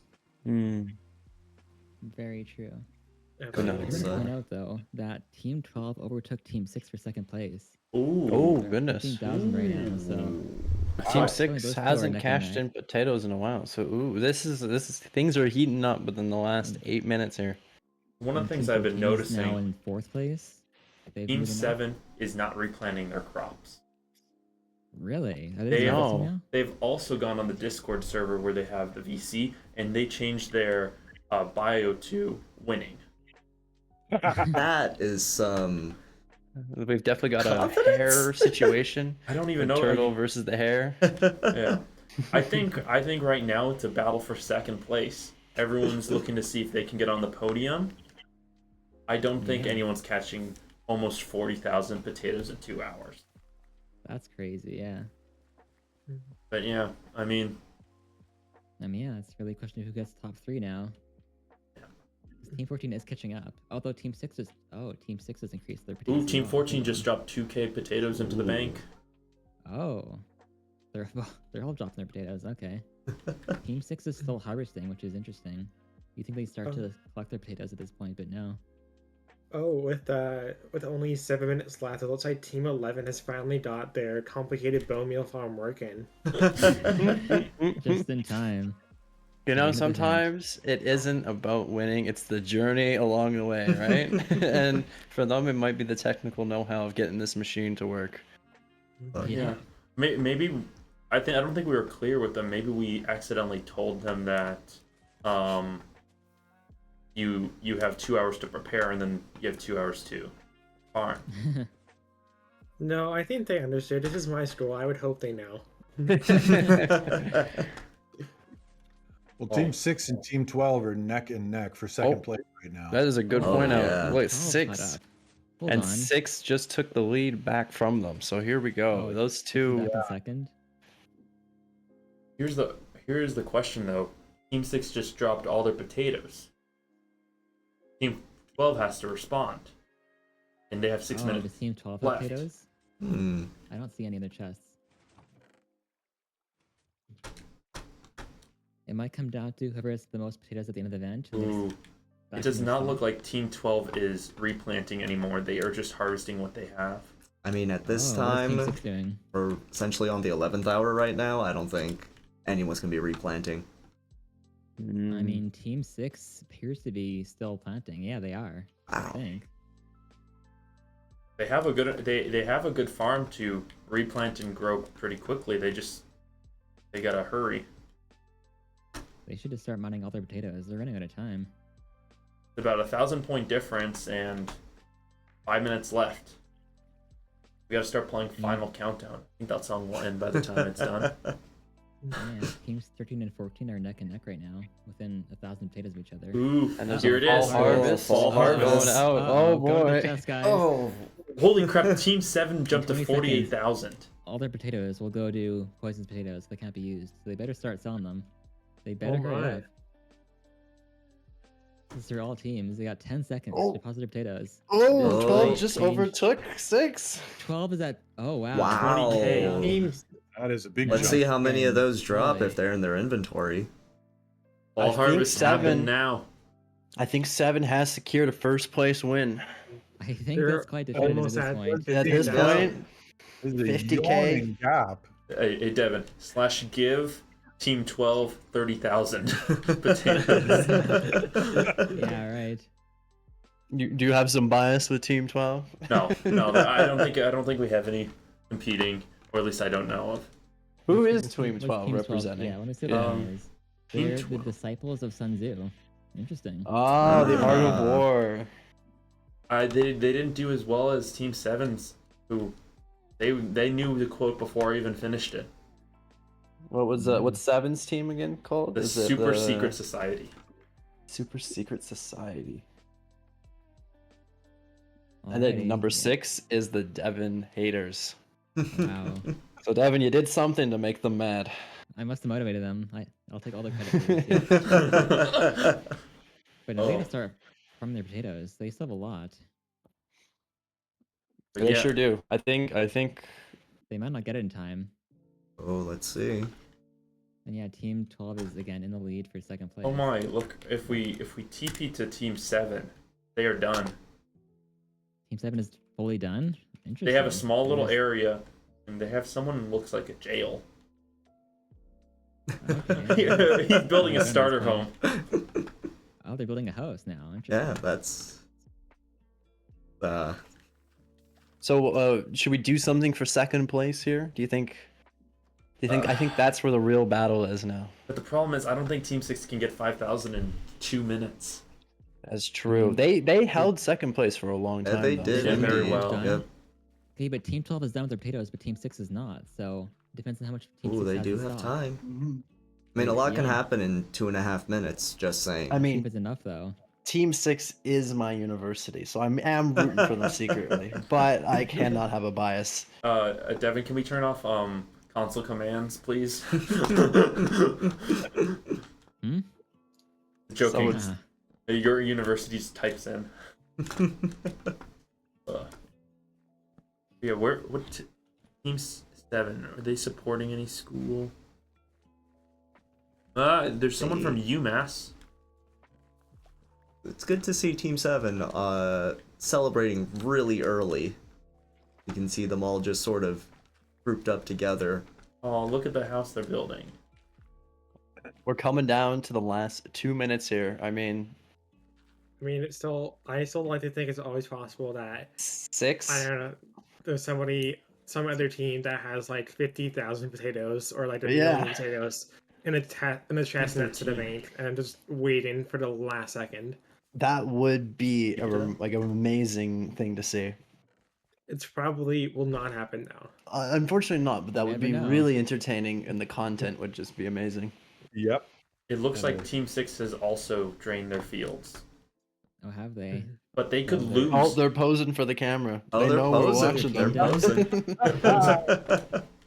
Team 7's posing right now. Hello, Team 7. The hubris. Doesn't it just make you want to smite them? A little. Oh, wait, A little can we bit. please? We have the camera right on them. What? We could Fall harvest take at happened least only to Team 30K 7? potatoes away from them, you know. Can we just Then smite they them? had to scramble to. Oh no. Just a little bit So, of TNT. Just a little bit of TNT. quick rules change. No, It's whoever has the oh. least potatoes wins, right? He's blocking the camera. Can we see what's 12 and 6 are doing? Can we smite this switch person over? who's blocking the camera? Then that Yoshi, please. Yeah. Is 12 done? Yeah. Yeah. Well, look at 12. Yeah, go to 12, guys. Yeah, let's see 12 here. You gotta see 12. Because I know 6, they're working hard. 12 I is know they 30 seconds are. on. Ow. Oh. Here's 12. We gotta check this out. Oh, yeah. Let's check out 6 here in the last 20 seconds. They're all ringing the bell. What's 6 doing? Ding dong. All right, 10, I think 9, 8, 7, 6, 5, 5, 4, 4, 3, 3, 2, 2, 1. 1. Wow.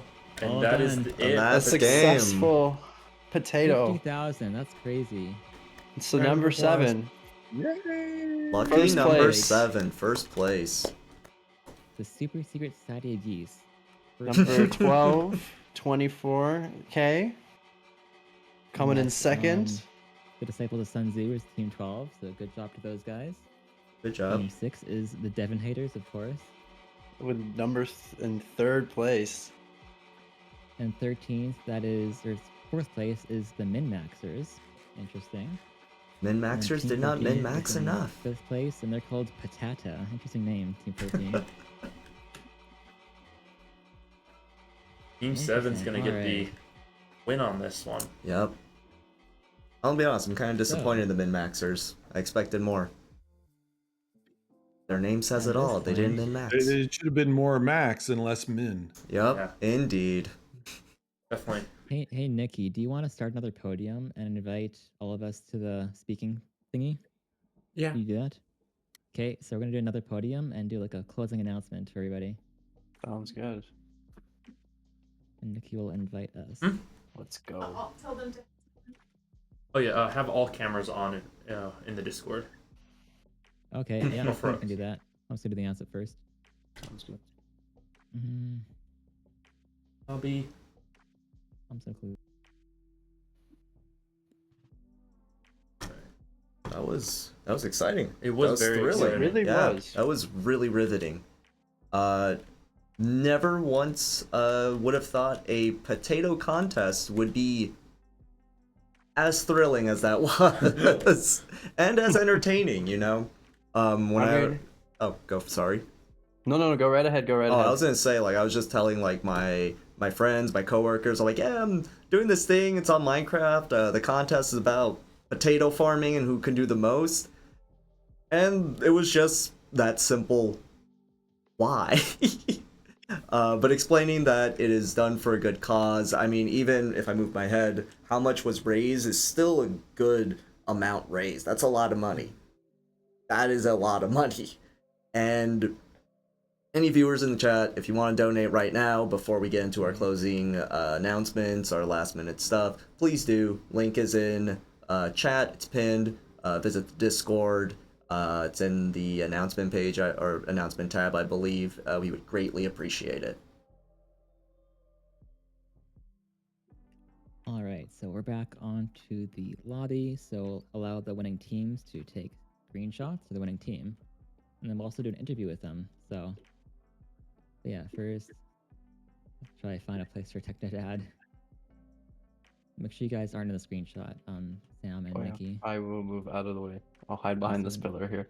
I'll teleport Nikki in. Not sure if they're Oh, let me just hide actually, because I'm still in the frame. there, just in case. Yeah, make sure no one's in the screenshot area. Actually, I'll also take a screenshot from my other perspective. It's good comment. Good. Well, thank you everyone for coming out. That was amazing. That What an was amazing very event. good. Raised lots of money. I'm not sure how much it is, but I'll check after. Yeah, there. Get some good screenshots of the winning team. I think we'll also do with the second, third place teams as well. May as well. I think so. I think so. They worked hard, especially what was it, down to 12 and 6 there? Teams 12 and 6 for second and third. Or third and second, but all right. Oh, here nice. comes everybody. Hey, everybody. All right. So I think at this point, are you ready, Nikki, for the podium? Yeah, the stage is ready. Okay, so we're all gonna join the podium, and we'll do a big ending speech. Yeah. Okay. We'll go there.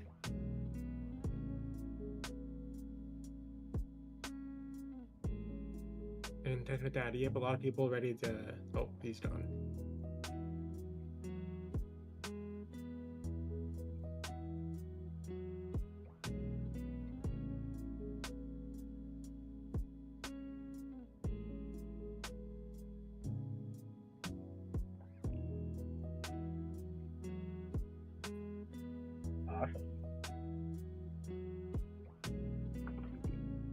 And then the third place team was the Devon Haters from the University of Alberta. All right. Am I here? You are here, yep.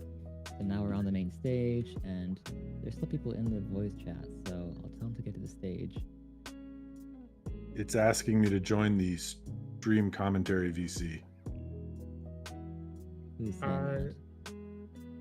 You are good to sit right here, so I would just ignore that. Okay. How do I make it go away? Because it's filling up my screen. I can try to get rid of that for you. Okay. Oops. There we go. Fabulous, fabulous. Cool, all right. So we got most people here. Some are still in the VCs. How many people in the VCs? Let me just check. All of Team 10 is still in the VC. Bruh. Let me just ping one of them.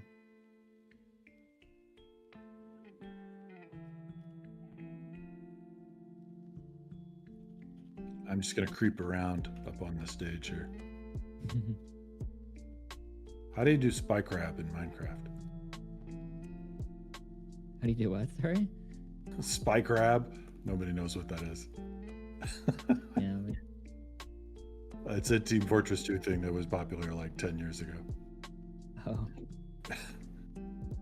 Where is Sam? Yeah. Oh no, I figured it out. I'm a boomer join for yourself, technology. sure. Yeah, I Yeah. think I totally could. I was like, oh wait, I have to be invited, and then I was like, oh wait, it says join stage. So. I was trying to figure it out. I couldn't find Oh you. no, I appreciate it. Dun, dun, dun, dun. All right. Boy, closing speech. I think we're just waiting for the servers stuff currently. Actually, no, I think we have everybody here. Yeah, okay, now the Team 10 left. Okay, so, closing speech. First of all, thank you to everybody who showed up to this and made it as successful as it was. This was obviously a lot of work to put together, and yeah, I think it turned out really well. We had no servers on fire, which is always a good thing. And yeah, this is the first of many future events that we'll be hosting, so stay tuned for that, and hopefully it won't be the last charity event either. So yeah, thank you from the 2CML team, the Cross-Collegiate Minecraft League team, for showing up, everybody, and participating and donating. So now I'll hand the mic over to Techno Dad, who I'm sure has a few things to say. So yeah, Hey, everybody. go ahead, Techno Dad. Mr. Technodad here. Wow, that was amazing, wasn't it? And I was on the edge of my seat watching the potato counts. Team 7 pulling out an early lead and just reinforcing that all the way through. And the battle for second place was a white-knuckled thrill ride, I thought. I want to make sure I thank everyone. I thank everybody who showed up and everybody who watched.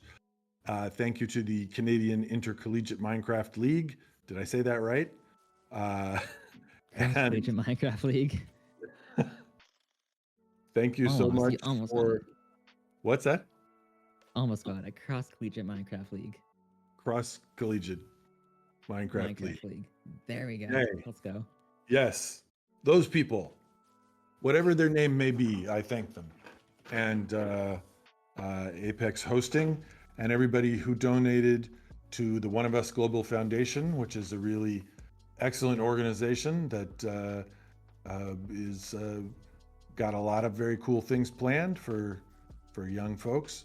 I just think today was amazing and great, and I'm thrilled to be a part of it, and looking forward to chatting with Team 7 and whatever else happens. Mostly I just do the boomer thing and I wander around not knowing where I am, and people tell me when to talk and when to stop talking. So I've gotten pretty good at that. I've gotten pretty good at following basic directions and pulling out the occasional dad joke. Apparently people are throwing potatoes at me, which of course is always, you know, nutritious and wholesome. And there we are. So thank you, Devin, and thanks again to everyone. I hope everybody has a great day. Awesome. So yeah, the top 3 teams, that's Team 7, Team 12, Team 6, do not leave the server. We need some screenshots. And then as well, after that, after those screenshots are done, we'll allow people as well to take screenshots like that. So just, if you want screenshots, stay on the server, and we'll do that over the next little while. So yeah.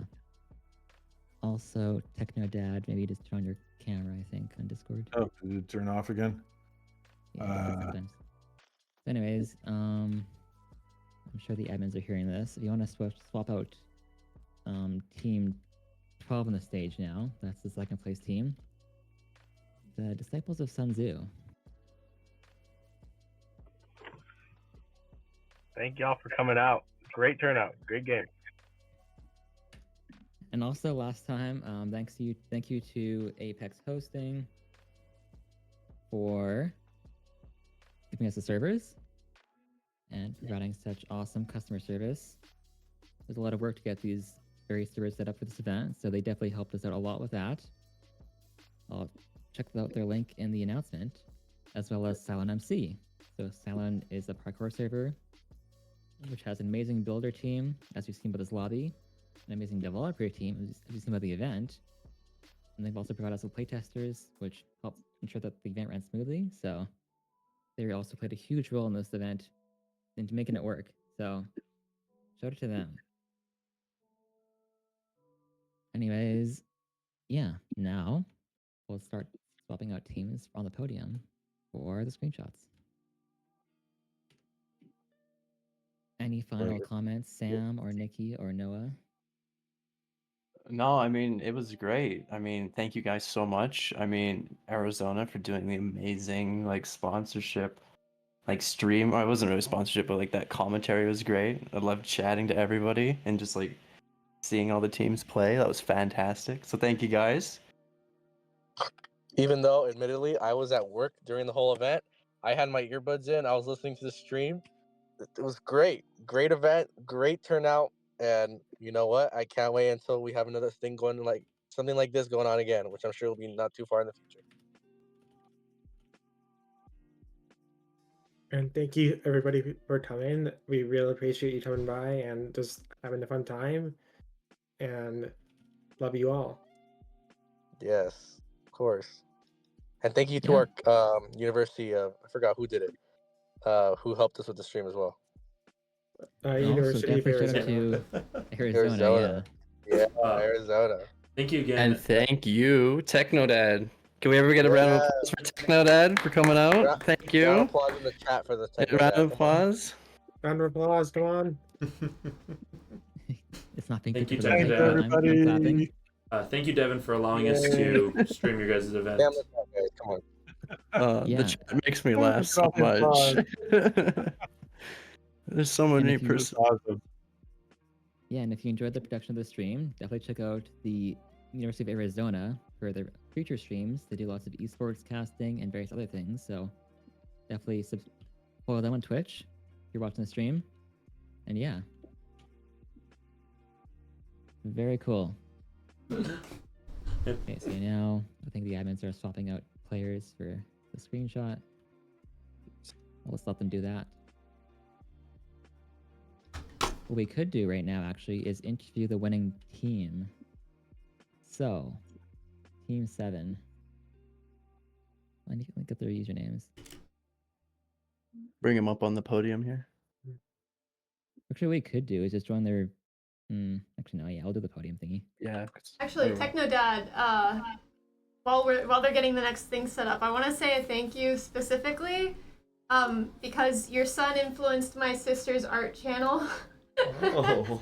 So this is a picture of your son that my sister drew, and if it wasn't for the things he did in Minecraft with his friends, she wouldn't have 100,000 subscribers for her own art and music. Wow.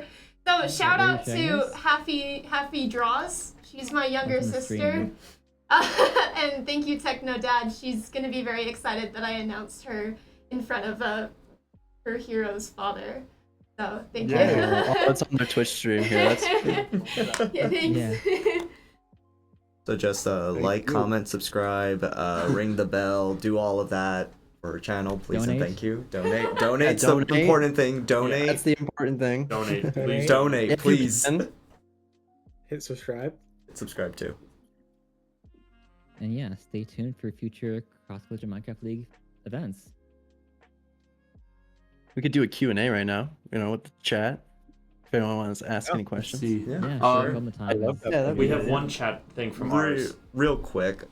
This was way back when, but I did read a question. Techno Dad. Yeah. Are you a Swiftie? I was gonna ask that one. When we were talking about Taylor Swift, I looked over to chat and I saw someone was like, "Is Techno Dad a Swiftie?" And I'm like, "We'll save that for later." And now that this comes up, You gotta confirm or deny the allegations. confirm or deny the allegations. I'm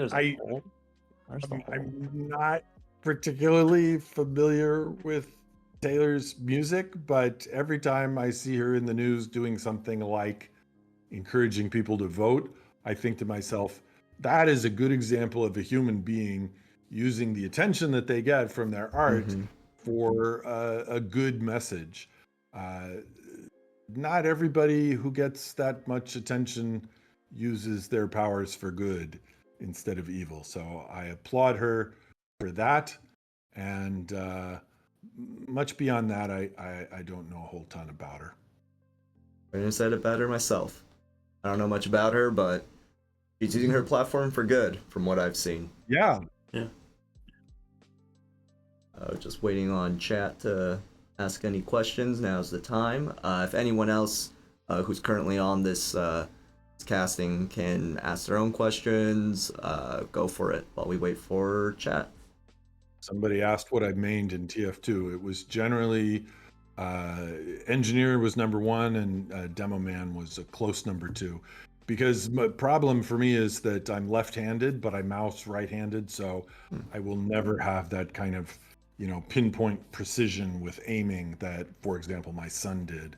So I pick things where you don't have to aim so much, right? Engineer builds the sentry, and then the sentry does the aiming. That's a good approach for me.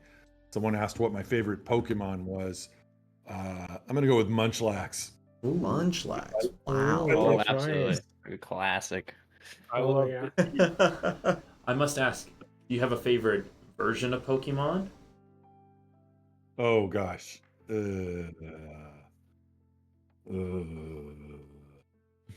many options. There's only one right answer. Just saying. No pressure. I'm just gonna interject for a second to say that we just hit $2,500 donated. Oh, We let's go. did. Congratulations. Let's go. To the extent that I do, it's an earlier version rather than a later version. So I don't know if that's the right answer. Green, red, yellow. I'm very happy with that. I'm satisfied with the answer. Yeah, I don't know. We got the screenshots done there. Do we I think Team 3 is left, or Team 6. Oh, Team 6? We have one question for you, Techno Dad, that Sorry, you just got in. How do I potato spy grab? I don't really know how to do that. Like I hold up my potatoes and then I crouch and then I move sideways. Am I doing it? Is that something like? You're doing it right. I think you're doing it right. I think, yeah, it looks great. That's real that's quick what I to got. interrupt and chime in. We do have a question from chat. It's from Wolf and Nature. They wanted to know life advice for a college student who's going to graduate this year. What life advice would you give someone who's about to graduate, moving forward into the adult world and the world outside of school? It's really tempting to chase dollars, to use dollars as your metric for how you decide one decision, one possibility versus another. That's very tempting, especially since your entire life so far you've had to get money from other people rather than being able to generate it yourself, with some exceptions. But instead, chase your passion. What is your passion? What are you passionate about? What is going to bring you meaning? And what is going to be something where you're going to be able to contribute to the world and make the world a better place? And chase that. Chase that, because that's how you get to a life well lived. That's great. I agree. Do you have any quotes that you live by? Like, Oh, good quotes. The difference between theory and real life is that in theory there is no difference, but in real life there is. Someone asked what my shirt says. It's you are worthy of love. An important thing to remember, all of you. Yes. now, I do have a question. Where can someone like that get that shirt? You can get that shirt at the Mr. Technodad merch store at mrtechnodad.com. I will mention that all the money that would normally go to me from Mr. Technodad merch goes directly to the foundation. Obviously, you know, the merch company gets a piece, and the shipping, and you know, you have to actually buy the goods from somewhere. But all the profits from the merch store go to the foundation. They don't even go to me and then I give them to the foundation. They just go straight to the foundation. That's really good. Thank you for letting us know. Just in case any of our viewers want that merch, a really important shirt with a powerful message and goes to a great cause. Oh, looks like you're somebody Rome's right now. Yeah, we're just organizing an interview, I think. Can I just like got talk the entire- to? Can I just talk to the Discord chat? People are asking questions, and it's fun to. Yeah, of go course, for it. of course. Somebody asked, "What is your take on the question of is water wet?" Ooh. I'm gonna go with yes. Water is wet. Thank you. Someone said it. Yes, that wasn't me. Wise Mr. Technodad said it. Everyone has to believe it now. Yep. It's facts now. This water's really wet. Ooh, someone did ask, how many hours would you say you have in TF2? Steam says 4,000, but I think that Holy. Holy. Wow. I think that includes, like, I left TF2, you know, in the main menu and went to sleep and came back the next day. I think it counts all those hours. So I'm not sure. Is a hot dog a sandwich? I kind of want to say yes.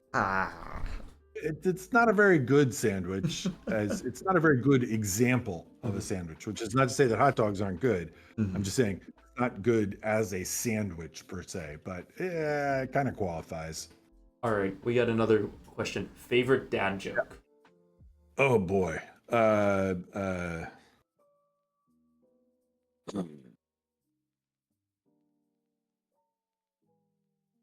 No, I can't tell that joke. But that's the best type of dad jokes.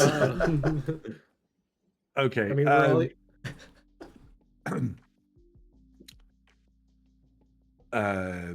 It's the Old West, and guy walks into a saloon, and he goes over to. Guys, this is one of those jokes where if you make the slightest mistake, you blow it. Okay. So I got to get this straight in my head. The guy goes over to the saloon keeper and says,